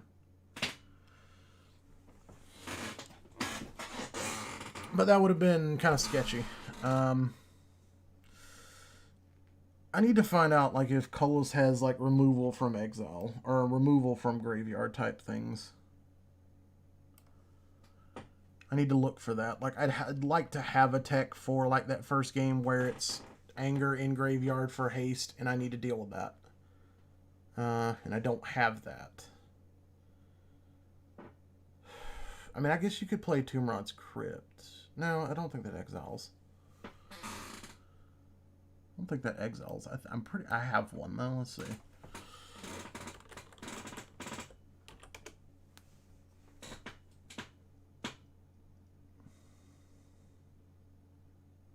I guess I don't. I thought I did. Oh well. I'll probably have to make sure I grab one at some point then. Yes, I don't actually know then. I was having something to deal with the problematic graveyards would be nice.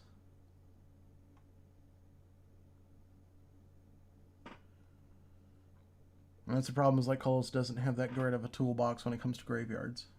They can do their own graveyards, sure, they can do that all day. When it comes to their or your opponents, they just can't hang. All right, well. All right, guys, that is gonna wrap it up. I want to go ahead and thank everybody. I want to go ahead and thank our newest subscriber, as always. Arlet, or I can't pronounce that. But anyway, thank you, man. Appreciate you stopping by.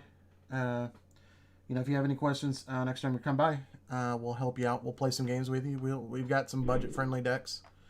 We can play some nice casual games. And, of course, anything you want to learn, feel free to ask. We're trying to build that fun community that's going to be more than happy to help each other. We're going to get a Discord going at some point. I'm sure they're pushing it, but it's taken me a little bit to get it up and running since, work schedules plus streaming and all that other stuff. So, we're working on it. But yeah, thank you, Andrew, for coming by as always and helping out in the chat. I appreciate it. Pulling the strings, thank you for coming by, offering to play when we almost couldn't get people to play. I appreciate it. Maybe next time we'll get some more testing in tomorrow. Maybe you can join them if you're available. But yeah, guys, that is going to do it. We're going to wrap it up there before it gets too late and I, don't make it to work in time. That would be unfortunate. But yeah, so again, guys, thank you for watching. Thank you for dropping by. It's always a good time having you guys hanging out with us. Hope you enjoyed. We'll see you guys tomorrow, probably at around the same time, 8 o'clock Central Standard Time. If not by then, probably we're not going to make it, but I'm hoping that nothing goes wrong. We'll see. So, hope you guys enjoy the stream, enjoy the rest of your night, and we'll see you guys.